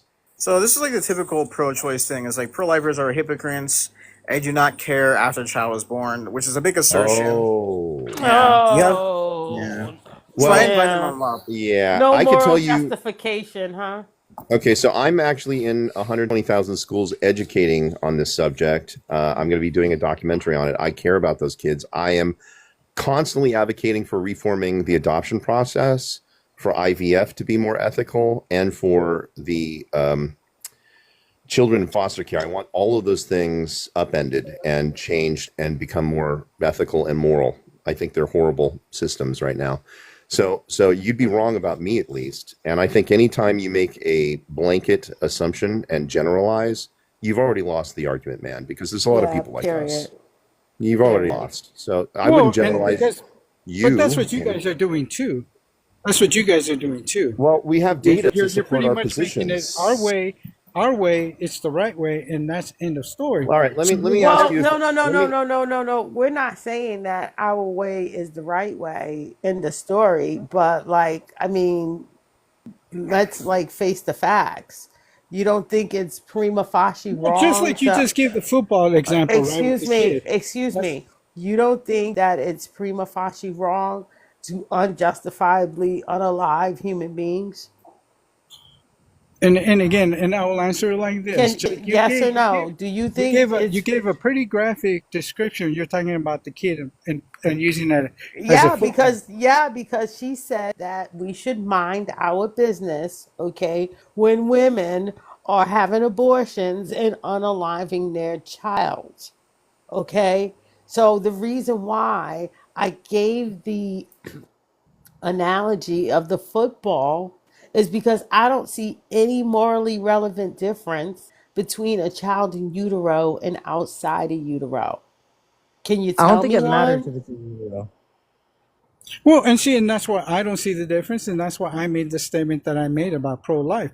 I don't see anti-abortion people, which are not pro-life, out there saying, "Hey, you know what? This is a convicted person for committing a certain crime. We have to unalive them." No, pro-life would mean the natural end.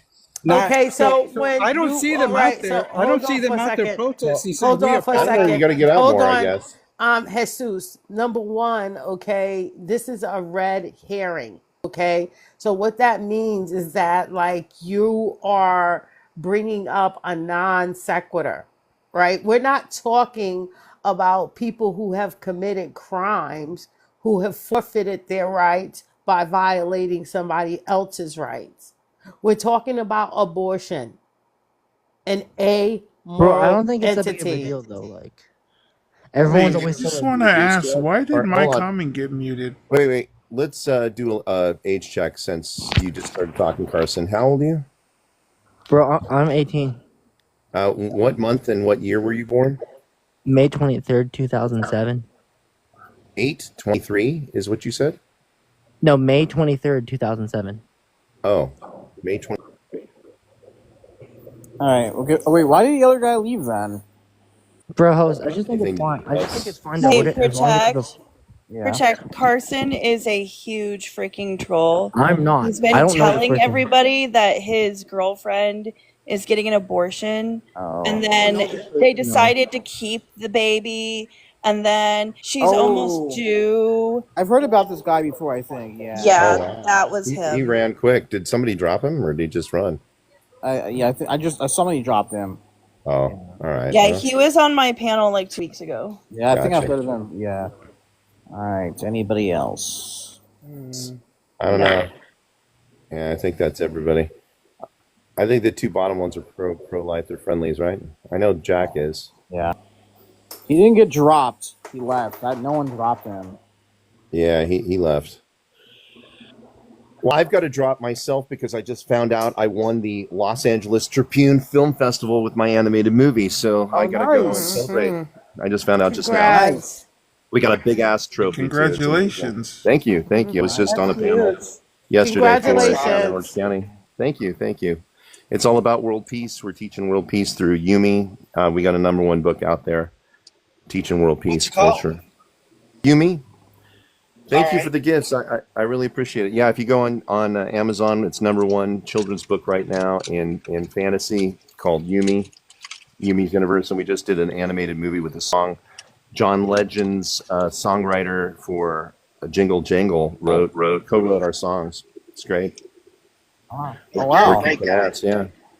Yep. Got big things happening with this. So world peace. If you Keep winning. If you ever want someone to like share some of that revenue with, I'm here too. Well, I'd like to say we're making a ton of money, but there are people that want to turn this into a TV show for millions of dollars. Nice. So we're talking to people, but it's going to take a long time for that. Yeah, Pledge, why do I know your voice? because I'm Joel Christopher Payne, and this is my alt. Yep. Yeah, Okay. I created this account because I wanted to start hosting, and I just didn't want to get doxxed by fools, So Got it. I finally got my account up, and this is the one I'm going to be debating on mostly, just because my main account's connected to Disney, and I just get harassed all the time for being pro-life. So whatever, I get that. you know what I mean? I'm never on my main profile for that very reason. Well, you know what's really funny about the name that I picked? This was my hacker name when I was in high school. Wow. Yeah, when I had a 500 baud modem on a Commodore 64, I was called the judge, and I was doing a lot of pirating. Mine back was then. Lucy. Oh, really? Yeah. I had Judge, the judge. Yeah. I was a part of the Fairlight cracking group. It's got a Wikipedia page because they did all kinds of nefarious things with hacking back in the day. Right. Didn't you guys Yeah. get in trouble with the FBI? I turned them all in. Yeah, that was me. I Yes. turned them- I Okay. You guys Yeah. inspired my generation. Well, hey, this is the reason why I became a video forensics analysis expert for our intelligence community. After that, they basically hired me. So That's it turned into a amazing. career. Yeah, it was good. I It got was into good. trouble myself. Yeah. Well, I was doing what Steve Jobs was doing, and I was hacking the phone companies, getting those phone line numbers, and then calling Germany, and then hacking other things, and getting modems sent over to Germany so we can get all the latest and greatest before anybody else. I mean, it was really, Yeah, it was an TikTok- operation. Yeah. TikTok will be happy with that information. Thank you for telling TikTok that. FBI. Yeah. Well, back in the day, it was so much easier, to hack those things. But now, we're in a totally different world.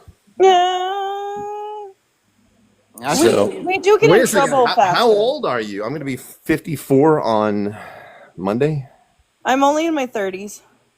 I'm Gen X, so Wow, you guys are ancient. I know. I'm Shut up, Protect. I'm a fossil. I'm not a fetus anymore. I'm a fossil. Yeah. You guys Yeah, were but there I'm when going to the go celebrate pyramids with were my built. team, guys. So have a good night. God bless. Have a good You night. too.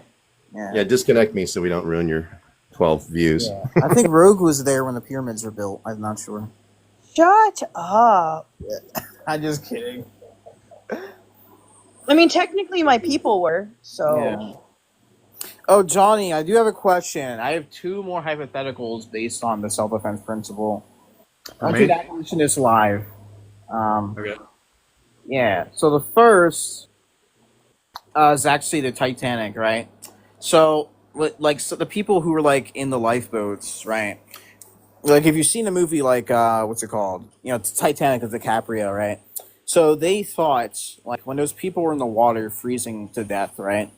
They thought about like, you know what? If we try to go back, right? Those people are just gonna like jump on us and overturn the lifeboats, and we can't, and we're gonna all die, right? So those people just waited until like basically everybody froze to death in the water, and then came back for any survivors, right? Which I believe is like I think like one or two people, right? Do you think like an immoral action occurred in that case? Probably not. Oh, Like I would say, like if there were, this is hard for me because like once again it comes down to like what would be like virtuous to do and what I think you would be obligated to do, right? I would say that like if there were any children in the water, then you should be obligated to like step in and try to help the children, and you probably could make an argument for the women too. Oh, there was a lot of women and children in the water that froze. Yeah, I would say if there were children, like if it was in your means to do so, and you had like room on the boat, then yeah, I would say you probably like should take this action. Right.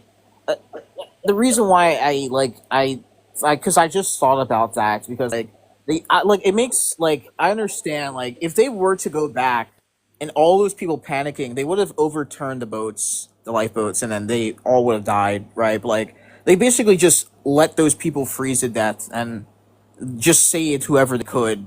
Like I think more people could have been safe on the Titanic if they just went back earlier. I mean, maybe. Yeah, I mean, maybe there's like an argument for that, but like considering like how cold those waters were, I mean, honestly, I don't know how many people they would have been able to save. Right. The second hypothetical, oh, not hypothetical, this one's more recent, is the pew-pewing in Texas, right? So, do you think what the police did was immoral, right? I don't know the full context, right? But like, I would say basically like their inaction, right, they could have saved more, children. Do you think what they did is like an immoral action, right?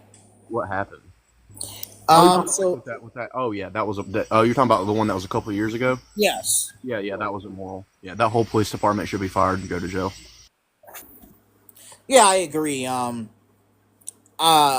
know police officers obviously like this is like the job they sign up for. Obviously, very difficult job. I think like what they did, that was obviously immoral. That would just be testing the self-defense principles. Like I wouldn't even say it was like immoral just because they were police officers, Yeah. right? Because police officers are under no like they don't have any kind of like duty or obligation to save your life. They Yes, don't. right. They don't take that. They don't have to like risk their life for yours. Right. But I think like in this instance, considering that they were children, then yeah, they should have. Yeah, that whole entire police department felt those children, bro. Right. So yeah, those three scenarios are what makes you really question the self-defense principle, especially the plain one. Yeah. I don't really know if that's like a even really a self-defense principle though that's being like tested though. I think that's more of I don't know if that we would call that utility. Yeah, I don't know if that's really a self-defense principle because like when I think of like self-defense, it's like somebody taking an action against you, and you would be like defending yourself. I know that's like circular, but it would be like you like protecting yourself. Right, but the guy would be taking an action by pressing the ejection button. Like, he would literally be the reason why those children are unalive. And the other alternative would be he would sacrifice himself. So either he would sacrifice himself, or he would save himself, and then everybody else dies. Yeah, but I think with a self-defense principle, there needs to be another party like taking action on you, right? So I would say like in the case of the plane crashing, right? Let's just say like for the hypothetical sake, right? That these children like had like I don't know, they had pew-pews and they had like RPGs and they could shoot the plane out and they could like shoot the plane out of the sky, right? Yeah. I would think they would be justified in doing that. Okay.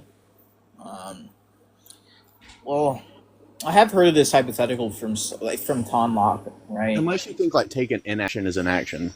So, I mean, I would say an inaction can be wrong in some cases. But like, I mean, as the name implies, an inaction is an inaction. But it can be wrong sometimes, I would say. Like, if somebody's like drowning in a river and like, oh, you're drowning, I don't care, and you do nothing, like I think that would be immoral. Yeah, I would say that would be immoral, but I wouldn't say like you would be under any obligation to like jump in and save them. If you Especially, like, I would say like especially if this is an adult, right? I would say if this is a child, then you should be obligated to do this. what if you push them into the water? Do you think you're obligated? Yeah, I think we have an obligation towards children. Our society should have an obligation towards children as a whole, right? So, like, if you're like walking through a neighborhood and you see a child like drowning in a swimming pool, I think you should be obligated to jump in and save this pool, as long as you don't have to like self-sacrifice yourself in any way. Yeah. Only children? Yeah, I would say only children. Yeah. Well, I want to see how Katie actually answers this question. Katie, do you hold a self-defense principle? So yeah, absolutely. The only thing is that abortion can never be considered self-defense, as it doesn't meet the qualifications of self-defense. Okay, then fair point. But I do still want to ask you this scenario, because this did happen in real life. Sure. There's a YouTube video, very famous, very popular YouTube video. It's a short called "Bravest Pilot Ever," right? So decades ago, this pilot was on a training exercise with one of the students, and his student accidentally crashed their plane into his, and they pressed the ejection button and they were saved with the parachute, right? But the teacher, right, his plane was crashing, was falling down, and he was going to decide to pull the ejection for the parachute. But then he saw that the plane was headed towards a school full of children, right? So what he did was he sacrificed himself and he steered the plane away from the school, and he saved from all those children, right? Would you say it would be an immoral action if he were to pull the ejection, right, and save himself, and then all those other children died because of that? So this is a hard question. This is interesting. I think that we definitely, as adults, and particularly in the protection of children and vulnerable individuals, and then in a lot of ways men especially, I believe, have a particular duty to the protection of children and women. So I gotta think about this. Yeah, I would say that the action in and of itself would probably be we could all agree that it would probably be immoral, but I don't know if he would have an obligation to do it. Right. That's kind of where I don't think he has necessarily an obligation to these particular children. I think he does have an obligation to society as a man to protect and to do good for society. And I think that particular adults, all adults do. But I'm sorry, protect what's up? Well, if this is an immoral action, when you say you're obligated to not do immoral actions. So I don't think that it's immoral for him to save himself. I do think that I don't think it's either moral or immoral, either direction. But I think that there is extra good, I don't know how to word that, that comes out of, that heroic act. Does that make sense? Yeah. Well, since that scenario, I guess I have another one. I just asked Johnny. So the Titanic, right? When the ship was sank, right? There were lifeboats out there, and the people who were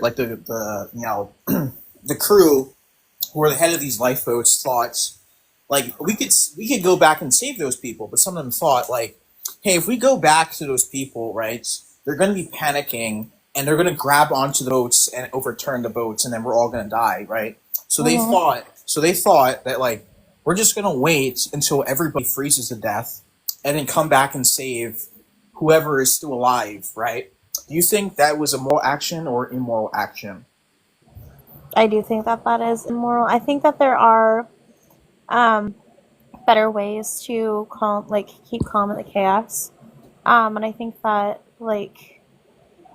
and so it's something that those of us who have been in healthcare and things like that in emergency rooms, things can absolutely be chaos. And sometimes you just have to be like, no, you need to step out of this room. Like if you've ever had to tell a family member to leave the room as we work on their child or their husband or their loved one, then you know exactly what I'm talking about, where they're just making things worse and not helping us, and you just have to command the situation. And so I think that there's definitely things that they could have done and chose not to do.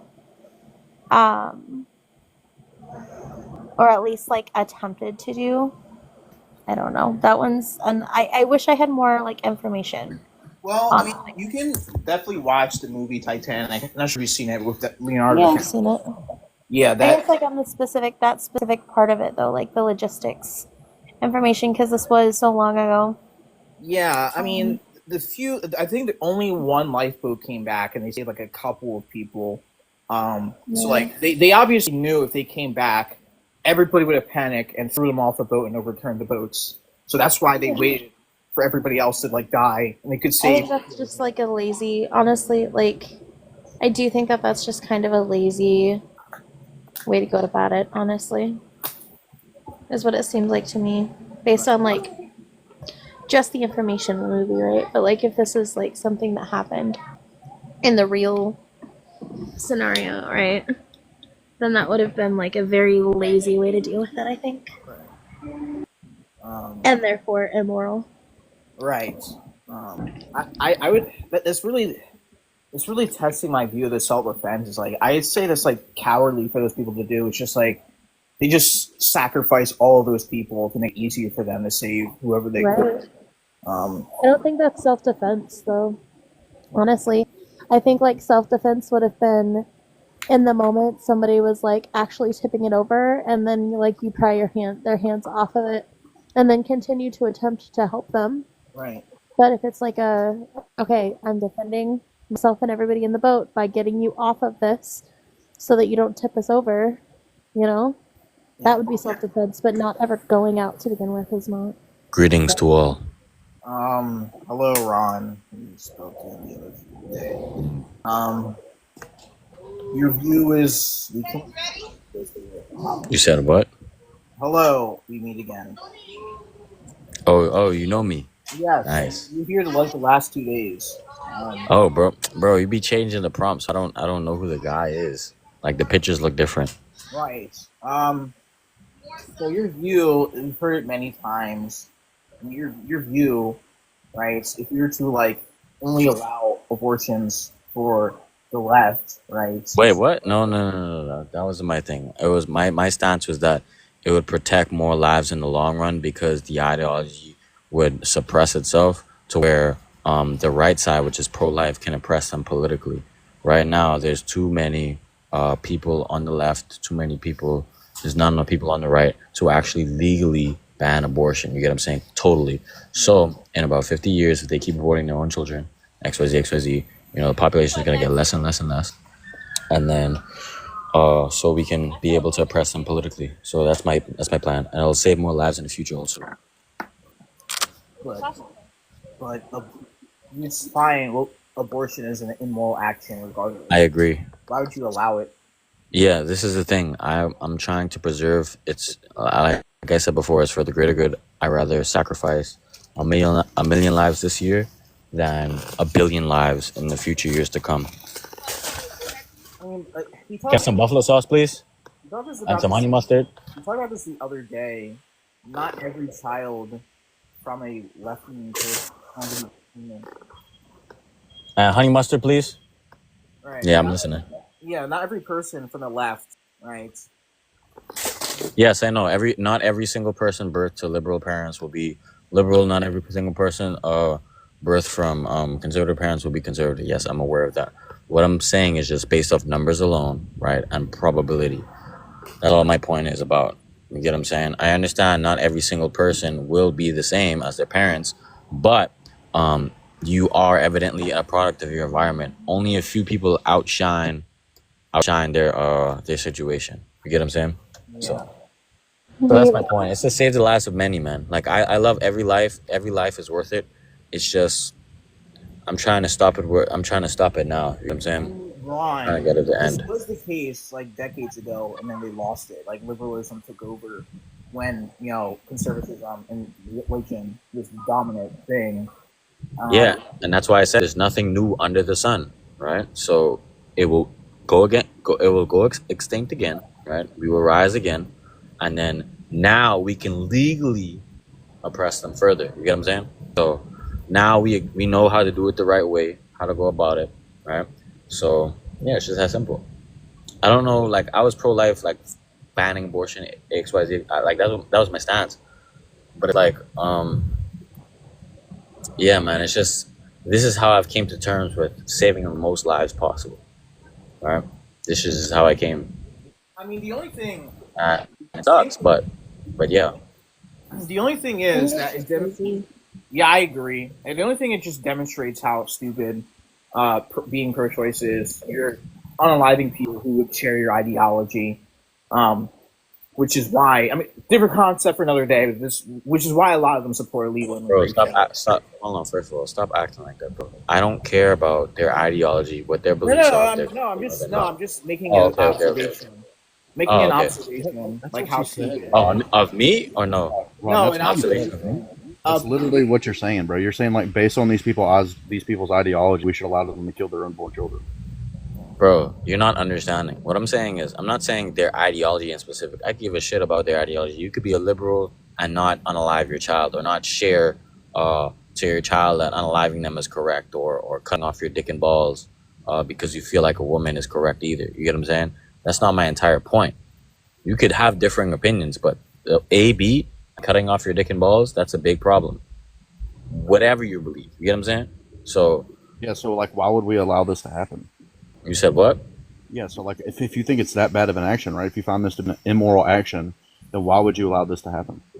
Yeah, I completely agree with you. I believe it's horrible, right? And I'm just saying the reason why I feel like it should happen, right, is to kill the ideology. Let them do as they please, live life how they want to, right? In about 50 to 40 years, they will be extinct. Well, not extinct, but just enough so we can oppress them politically and go about it the right This is way. honestly such a ridiculous stance, Ron. Okay. What would happen if you just ban abortion right now? You would have bitches We having wouldn't be riots, killing babies. throwing shit. That would be worse than a George And Floyd riot. You put get what I'm them in saying? That would be jail. horrible, right? Put So you them in have to be in prison. a position. You have to be in a Alligator position Alcatraz for baby where girls. the majority. You have to be in a position where the majority would agree, Okay. and that's a way how you can Okay. do it legally. Alligator Alcatraz for baby killers. You said what? Alligator Alcatraz for baby killers.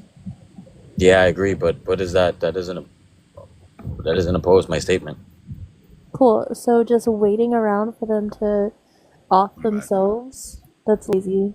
It's for the greater good. I understand what you're saying, right? Yo, Ron, what's up? Yo, hold on. Yo, Ron, what's up, my boy? Assalamu alaikum.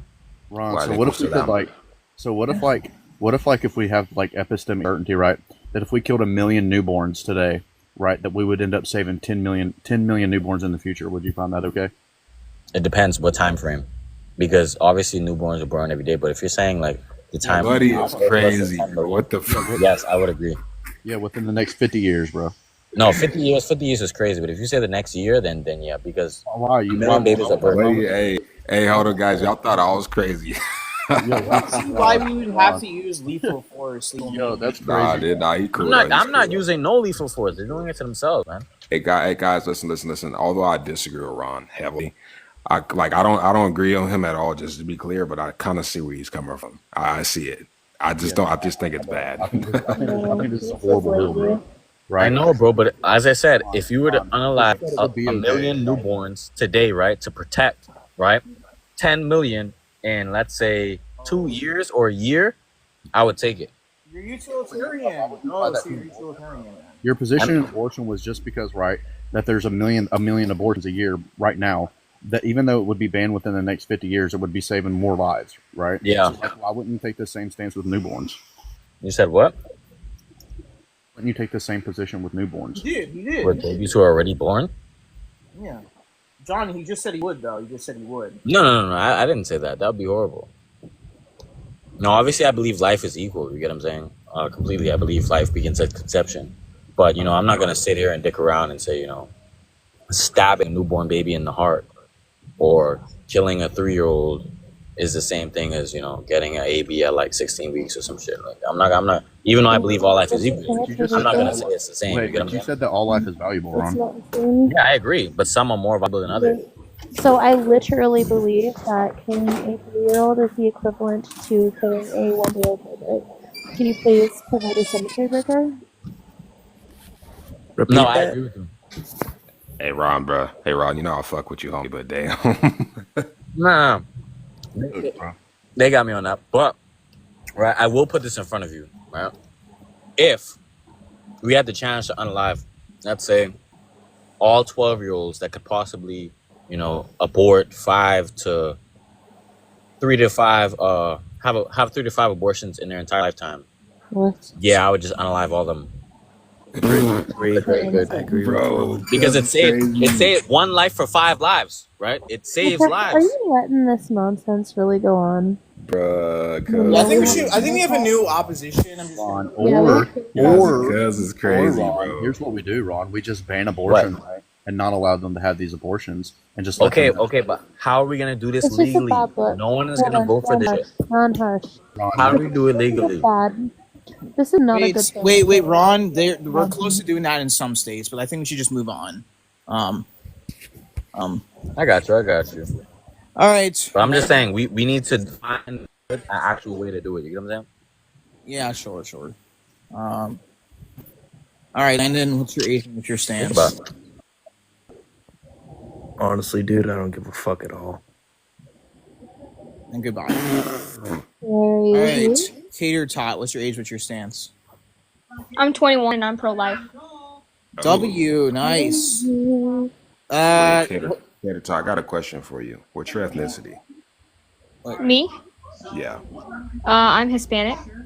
Okay. I thought you were like Greek or Italian or something. Oh no, I'm Hispanic.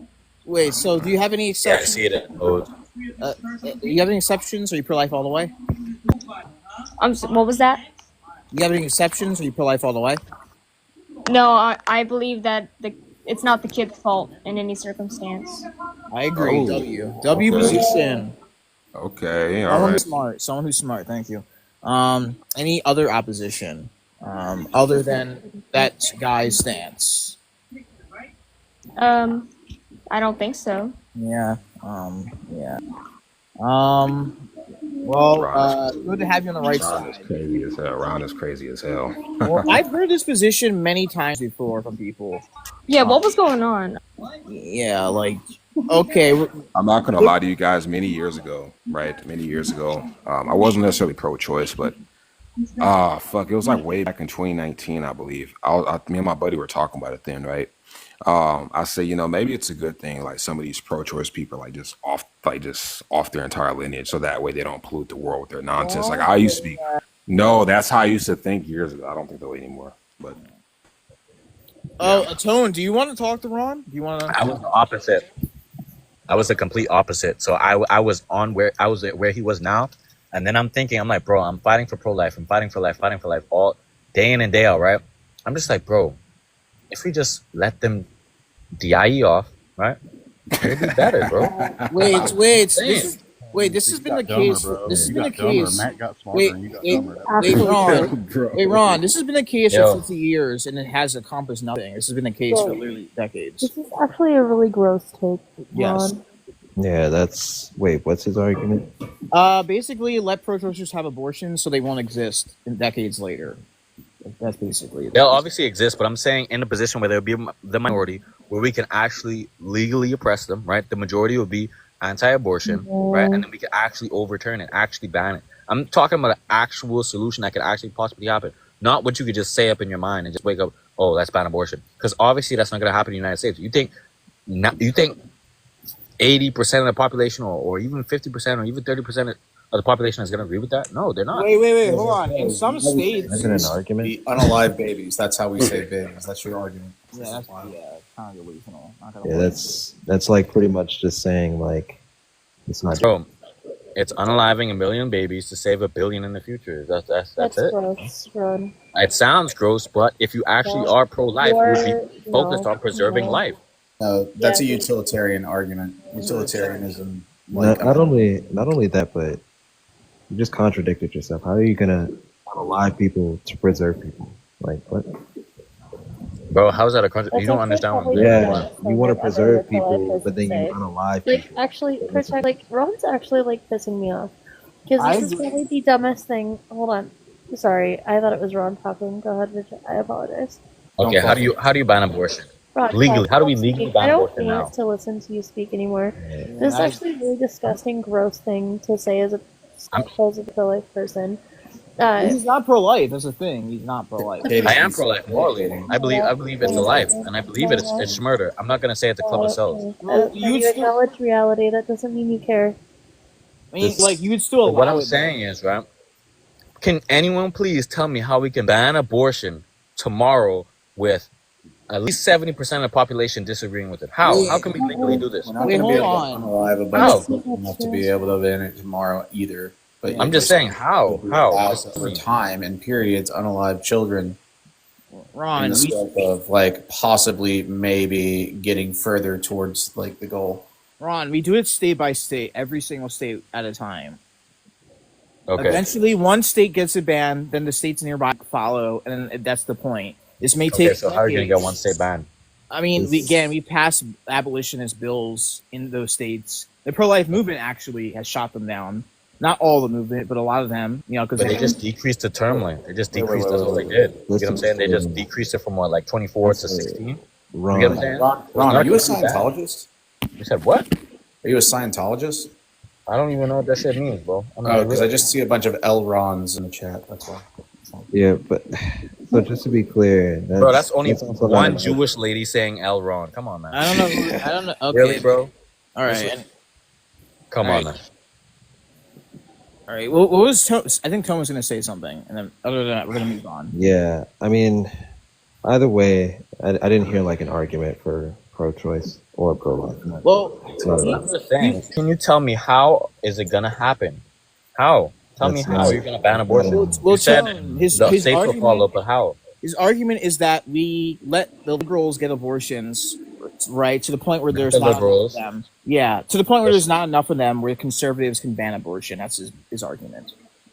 I've Yeah, heard that's not an argument. that's just him. It's the dumbest thing I've ever heard anybody say. Actually, Ron. Like that's and this obviously just doesn't. So, it's not even can gonna anyone happen. tell me? Because I've been asking since you have a better idea, right? Also, question. Tell me how can we do it?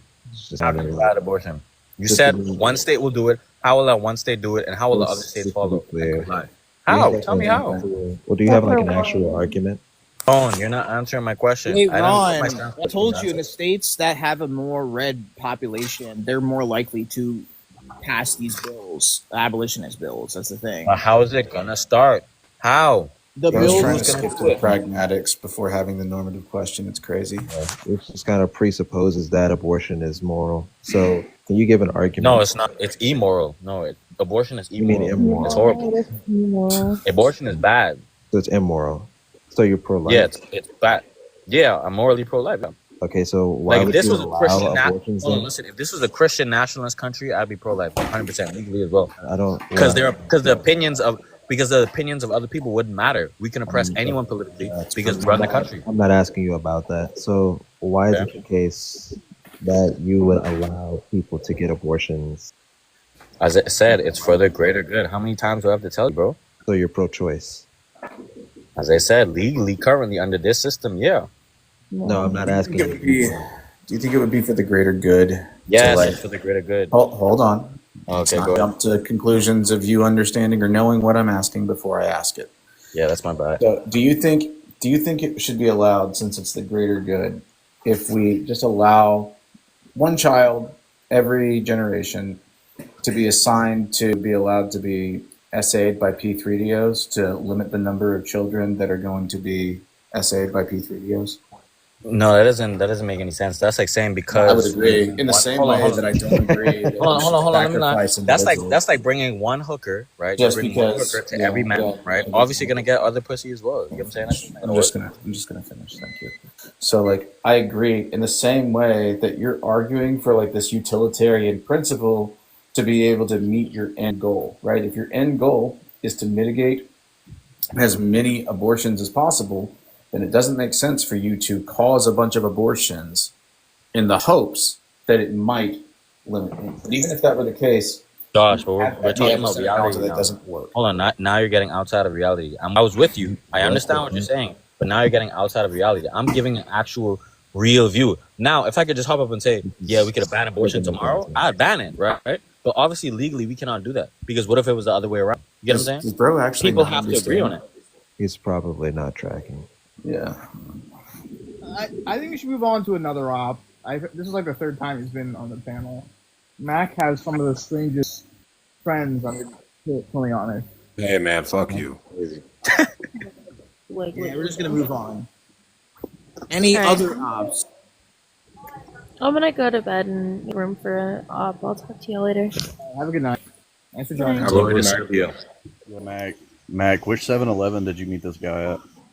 Oh, I actually Yeah, know Black it was Indian, not my bro. 7-Eleven. It was the 76. Okay. He came in because he wanted to buy Surishers Alright, any other This ops? is crazy. and some Four Locos, but you know that is haram. Bro, 4 Locos? Oh my god, bro. I haven't had that shit since 2019, bro. Bro, listen, Four Locos were so potent back in the day. Folks were like dying from it. I swear to God, bro. 2018, 2019, I was like 13, 14, bro. Shit was getting fucked up. Bro, when I was in middle school and high school, I used to just like me and my buddies would go to the liquor store and like get Four Locos. I remember the first time I tried one, I passed the fuck out, bro.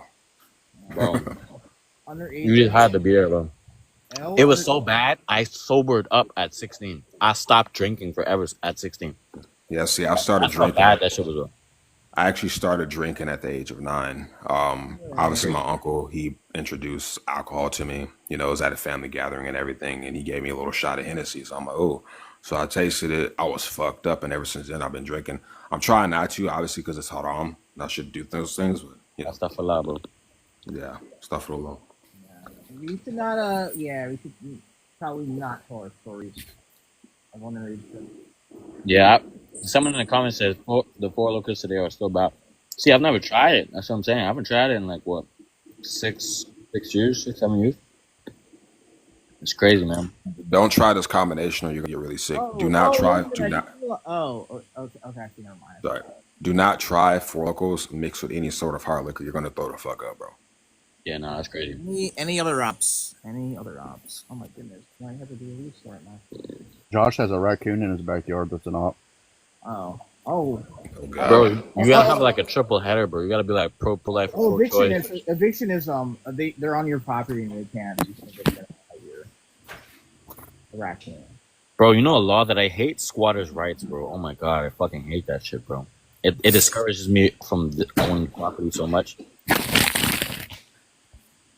Cause I really truly wanna get a fourplex, bro. Like, you know, that's like my dream. But like, what if I get some fucked up ass tenant, bro? And I literally can't kick them out of my house, bro. Like, that shit would drive me crazy, bro. Oh, no. See, I would just remove your ass physically. But you can't do that, bro, because it's squatters' rights, bro. Oh, They literally have no. rights to your home. Azriel debates joined for like a few seconds. Oh man, I wanted to talk to him. Why? Oh, that's my guy. He's cool. Okay. He was debating meatballs the other day. I saw a glimpse of that debate a little bit. Oh, yeah, I was debating this You guy was debating last night. who? I was drunk as fuck. I don't lie, meatball Hey, cooked, who? bro. Who? Inua or Lucardio. Oh, this Yeah. guy. I remember. Yeah, I was debating him last night. I was drunk as fuck. Try him. Anybody want to talk to him? Because we don't have any other options.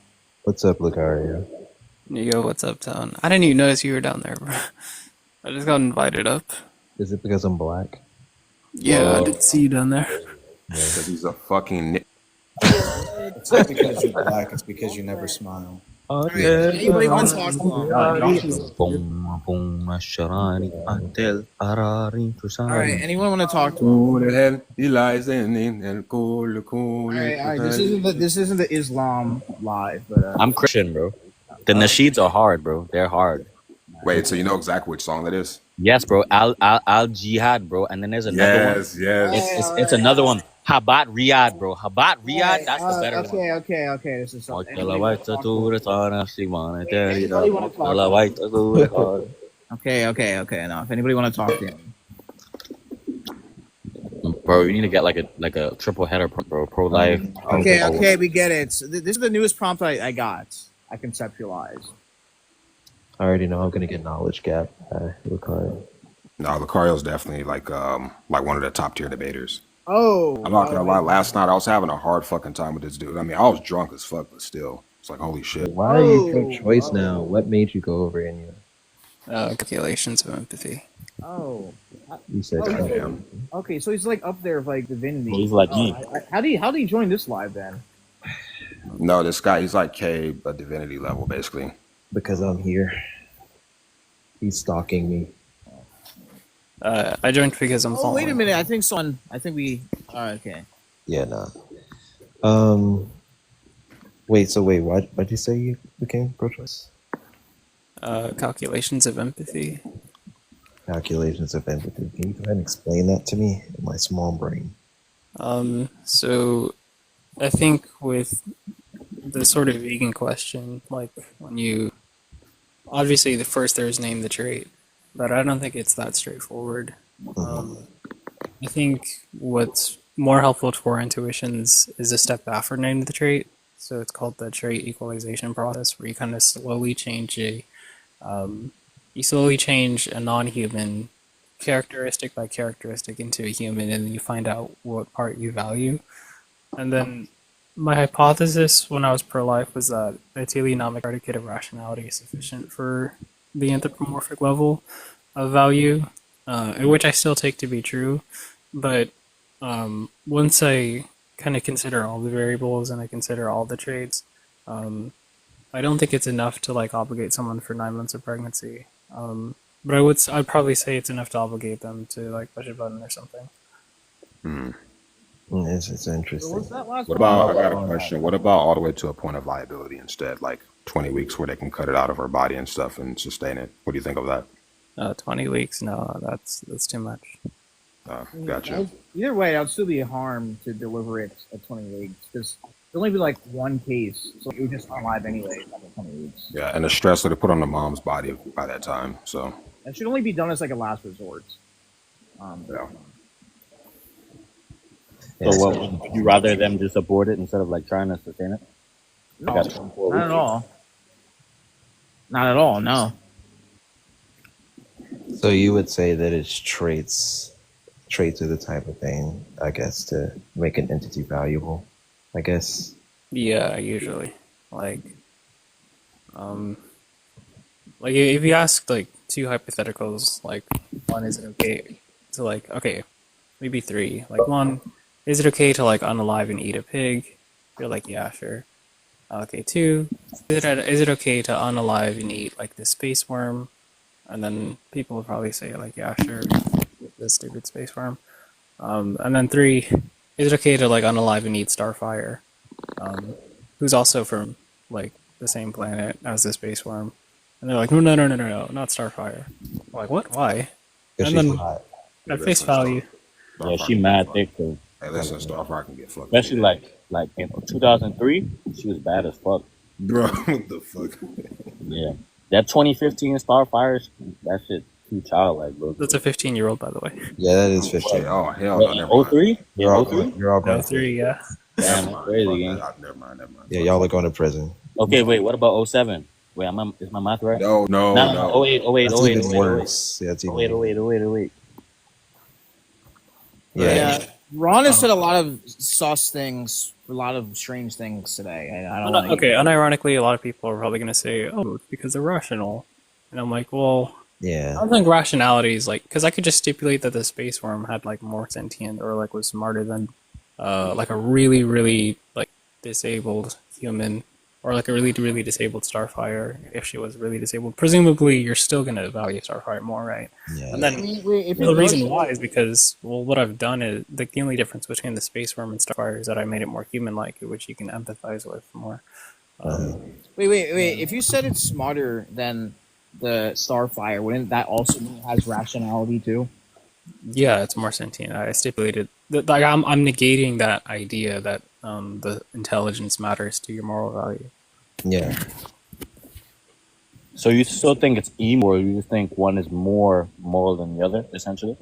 I mean, me personally, I think that sentience is enough for moral consideration. I just don't think it's necessary. So yeah, I think they're both wrong. I just think Wait, that unaliving Starfire is worse than Fuck unaliving. veganism. Eat a that burger.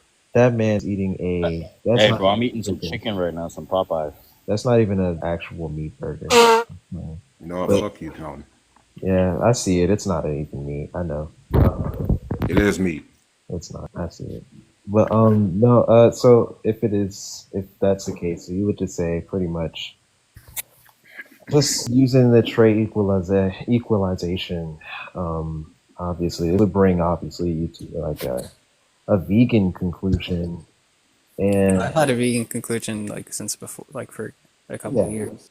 yeah, that'll bring you to that. How would this? I guess even especially since like maybe I missed something, but how would this bring you to how would this also bring you to like a pro-choice conclusion? If sentience is sufficient, 'cause you could do that with like a pro-life conclusion, then, right? Yeah, I'm pretty sure you know this, bro. I've been running pro-sentience even when I was pro-life.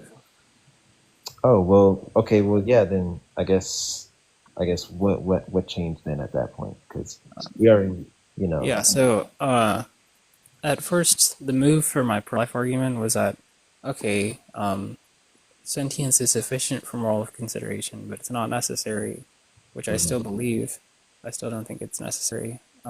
Something else that's sufficient is a particular level of like anthropomorphic traits, and so I looked at the teleonomic predicate of rationality as being true of the fetus. And I deemed that to be sufficient for moral value. But considering that an ovum prior to conception also has a teleonomic predicate of rationality and the sperm respectively, it's just like a significant reduction in Wow. Wait, can I ask you a question? That's 'Cause I'm being- confused. Wait, How? hold on, guys, hold on. Wait. How does a reproductive cell have this? How does a reproductive cell? Okay, wait. So I just want to be clear. Like, you had no issue with me saying that the zygote had a teleonomic predicate, but when I said that it was the zygote before the sperm touched it, that's when you like had issues. Yeah, like the sperm, right? The sperm. The future of a sperm is just to fertilize an egg. Sperm no longer exists after. That's your headcanon. You said? That's just your headcanon. No, like sperm. What you're verbally calling a sperm doesn't exist anymore. But I could just say the same for the zygote. Like I could say, No. yeah, but when the zygote implants on the wall, you know, the zygote's teleonomic predicate is just to implant on the Wait, but can I ask you a question? Because I understand your The point. organism still exists. It's just an organism in a different stage. The organism is a physical orchestration of systems, right? Right. And so it's not terminated, right? Wait, right. But a sperm is not an organism. It's a reproductive cell needed to create an organism. That's why that's why I usually talk about the ovum. So presumably under your own criteria, you shouldn't have issues understanding the ovum having a teleonomic predicate, right? I don't see how it does. You don't see how the ovum. Okay, so the ovum. Think about this like circular system. It's living. It's biological, and then this like non-circular system. It's kind of sperm shaped. It bumps into the bumps into the circle, and then the circle stays the same shape. By the way, it just got acquisition of another system, and now you can understand it. But like before the sperm touched it, you just didn't understand it, right? Wait, if you're saying okay, because I just want to get this clear. I mean, we kind of did veer off, and I did have the question also. Like, I guess can you tell me how you're using like teleonomic? I hate trying to say this. Can you say that shit for me real quick? Teleonomic predicate of rationality. Yeah, go ahead and explain that. Okay, well, teleonomy is sort of it's sort of just like a biological view that attempts to explain the same phenomena as teleology. But I reject teleology. I think it's an unnecessarily complicated hypothesis for You're breaking up pretty bad. But what I do believe is teleonomy because You're breaking up very badly. Phenomena rather than a commitment to your ontological I can hear thesis. him. I can hear him. Okay, so You're just saying, okay, so it just pretty much, okay, it's biological. What's called, okay, well, okay, now I get what you're saying. I get what you're saying now. Okay.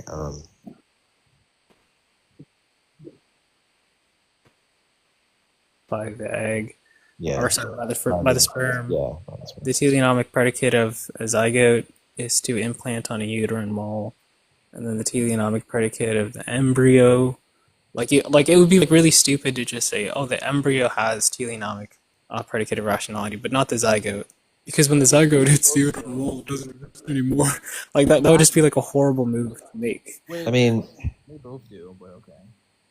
well, I mean, well, okay, I get that. So, just to be clear, we can keep going with the predicates, right? Most Yeah. stages of development. Or does this get kind of vague in a sense? I don't know what you're asking. Does what get vague? Well, like, okay, so the teleonomic predicate of, like, let's say, like, the embryo, or let's say the fetus. Can you explain that? Just to, yeah. Yeah, so the reason why I think that the zygote has significantly more teleonomic predicates than the ovum before conception is because, like we talked about earlier, the unification of those two systems gears it towards a particular. So, like, I'm trying not to use like jargony language, but Well, yeah, I mean, no, I kind of, so you're talking about the biological unity there. Well, I mean, yeah. it's biological unity. But just before keep in it- mind that systems all have functions. That's kind of what a system is. And the way that the nice thing about teleonomy is that it has like labels and terms for those systems. So we have system. Say we have system A, which is the ovum, system B, which is the sperm, and then system C. It's the conjunction of both systems. Now look at system A. What are the functions that are true of system A? Well, the functions true of system A are just to acquire any type of system that is able to fertilize it. It doesn't have to be system B in particular, but it could be something that looks very similar to system B with just like Hispanic genetics or white genetics or something. It's not locked in. But once you unify system A and a particular system B, that's when you get a particular output of functions. Yeah. And so that makes it significant. Like once we have a development towards a particular, that's why I think that zygote is like significantly much more morally valuable than the ovum and sperm respectively, because it's a unification of both those systems. Yeah, yeah, okay, so I get that. That's when a new emergence, as you know, as I would probably put it, a new emergence there, in which, let's say, if it were to come down to like traits that I value, yeah, they'd just be there and present at that, right? Yeah, and so Okay. that's why I think we value this. The Yeah, so zygote. the emergent properties there, you know, projected to be, you know, true of the type of thing that it is. Not even projected. These are just be true of the type of thing, right? Yeah, and that being the thing that is developing towards rationality, it has a trajectory towards rationality. I think that's pretty anthropomorphic because not a lot of like species have that, which is very essential, and I think that makes us empathize with the fetus more. Yeah, yeah, okay. So I mean, yeah, you just broke down pretty much like damn near damn near almost mereologically. Yeah, that's my pro-life view. Yeah, I was gonna say like it makes sense. Yeah, but where I sign off, and why I take a pro-choice view now is calculating the empathy, and then there's kind of like a cost-benefit analysis. Like, it's enough to like you should be obligated to like push a button to save that organism, but not really go through 9 months of pregnancy. And the thing that makes me reflect on this is certain motivations that I used for this argument. So the pro-life argument, one of the really, really helpful case examples for it was like on the pro-sentience people, how they can't really answer, like if I cloned your mother and they never had like past sentience, is it morally valuable? Like, can I just essay her? Like, Yeah. obviously not. But some of them are just gonna like bite the bullet and say, like, yeah, you can like unalive her, which I think is crazy. I think that the clone being so anthropomorphic and it having a teleonomic predicate irrational, like that's enough for you to value it. But then I start to ask, okay, what if you had like a clone of your mother, but in order to get it to sentience in the first place, you had to like take a pill that's going to give you all the symptoms, all the painful symptoms of pregnancy for 9 months. And I'm like, well, there doesn't seem to me much reason for that.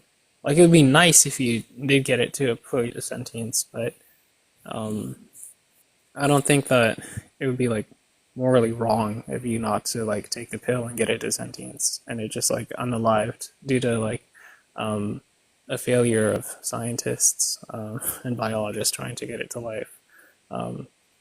So I don't think that there's that all that much moral wrongness. But something even true about the fetus, and that's not true about this case, is that, well, the mother was already stipulated that it's like fully developed and like very, very anthropomorphic, which according to my value makes us empathize with the clone of your mother a lot more than the fetus. Wait, so yeah, so anthropomorphic. Just to be clear, this could include like aesthetics, right? In a sense. Yeah, like I think people's Or is it, attempts like, at fully aesthetic, or is it? I feel like when people run to like aesthetics, I think they're just like invoking my view, but they don't want to say it. Yeah, I was gonna say. I mean, me personally, I don't know. like when it comes down to aesthetics, I think that's kind of like, I don't know. I mean, there's a lot of things, especially like, let's say like if it comes down to this, like, let's say if you were to do the same thing and like, let's say a DNA abortion, you do to, let's say, that mother, that clone. You're very muffled. So. Oh, sorry. Hello. Can you hear me? Yeah.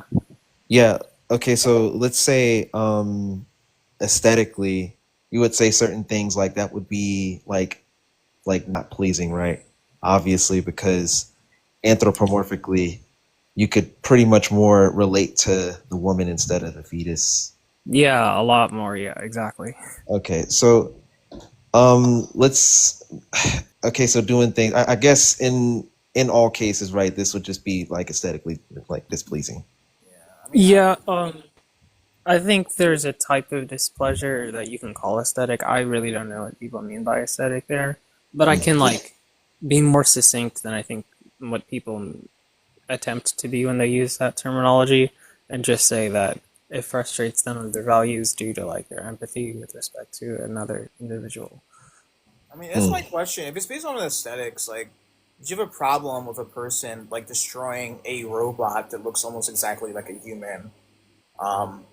Like a mod, like a, I don't know, like a robot that looks like a human, right? If that's the case, would that like be immoral because of aesthetics? Or like, what about eating like a monkey that looks like it? You know, would that be like a problem? Oh, a monkey? I really don't want people to unalive monkeys. Yeah, I would probably agree with that. Well, not the monkey. The robot, maybe, but the monkey, no. Yeah, definitely not the monkey, because I know for a fact that the monkey has a subjective experience that is like mine, and so I'm able to empathize with the monkey a lot more. But when you stipulate that the robot doesn't have like sentience or anything, then then there's not really like an agent for me to empathize with. Like, I can at best sympathize with it. I mean, like Well, sentience, like, what if it's like the Terminator, right? Like, maybe not sentience. Like, would that be considered sentience? Like the Terminator? Is that like what if the Terminator was like real? Would that be like sentience? My current intuitions, I don't believe so. I'd say that's like a long running program. Well, I would Like, say you can. yeah. Yeah, I would say, like, self-defense, like, yeah, you can destroy the Terminator because it's trying to unalive you, but like, yeah.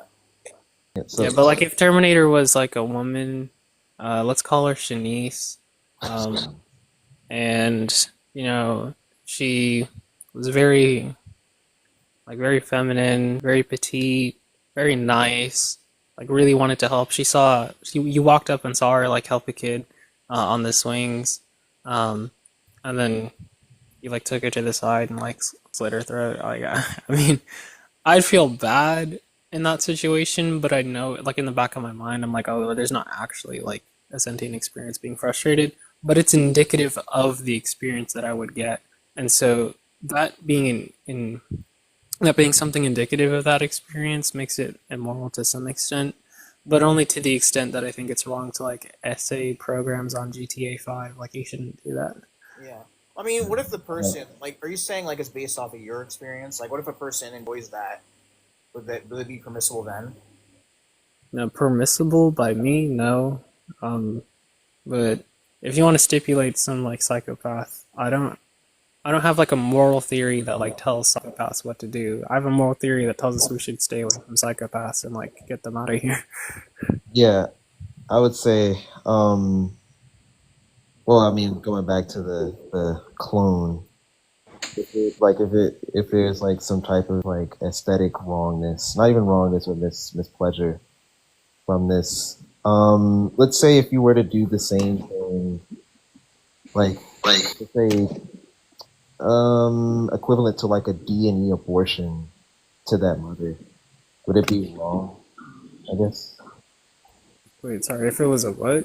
Like let's say if you did what would be like a D&E abortion, but you just did that to that mother. Oh, I can't remember what D&E abortions are. That's where they rip them like limb from limb and stuff. Oh yeah, the like super graphic ones. Yeah, that's. Bro, I've seen so many TikToks of those. Yeah. Like, but they did that to the AI, or well, the clone mother. oh yeah, well hell yeah, you should not do that. Like I would press charge. I'd be like mad if you did that to the clone of your mother. Okay, well, and then let's say you just shrank them down to like, let's say you shrank the clone mother down to like the size of a fetus and then did it. Would that also be wrong? Yeah, that sounds wrong. Wait, so, but then again, like... To be clear, I think it's wrong to do that to the fetus in the first place, not to sacrifice 9 months of pregnancy. No, like, if you were to ask me, it's about, like, the clone of your mother is about to experience a D&E abortion. And I quote experience because, like, it doesn't have any subjective experience. It's about to go through that. And the only way to stop it was to eat a pill that like gives you the symptoms of pregnancy for 9 months, like excruciating pain. Then 1000% I would say you should not eat the pill.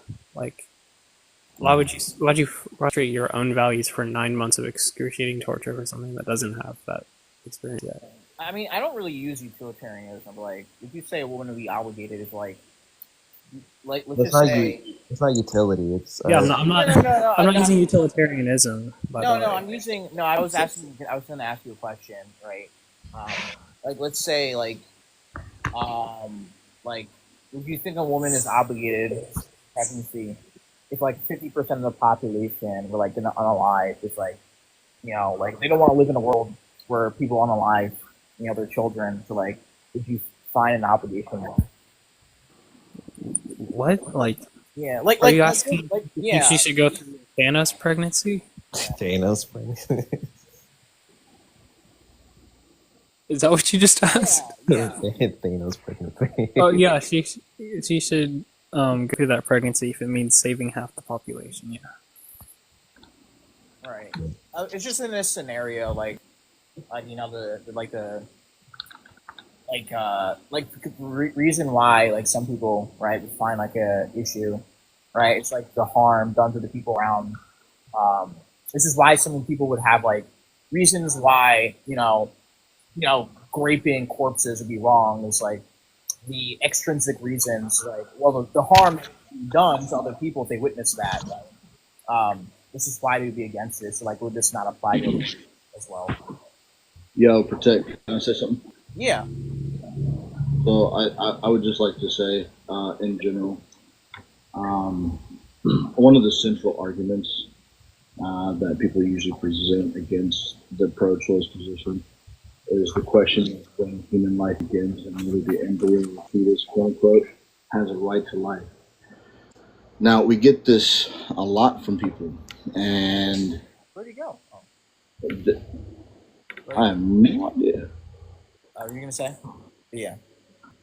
Yeah, I'll finish what I'm saying. So pro-life, we advocate that if human life begins at conception, then abortion is the intentional unaliving of an innocent human being, which they consider morally wrong, right? We consider that morally wrong.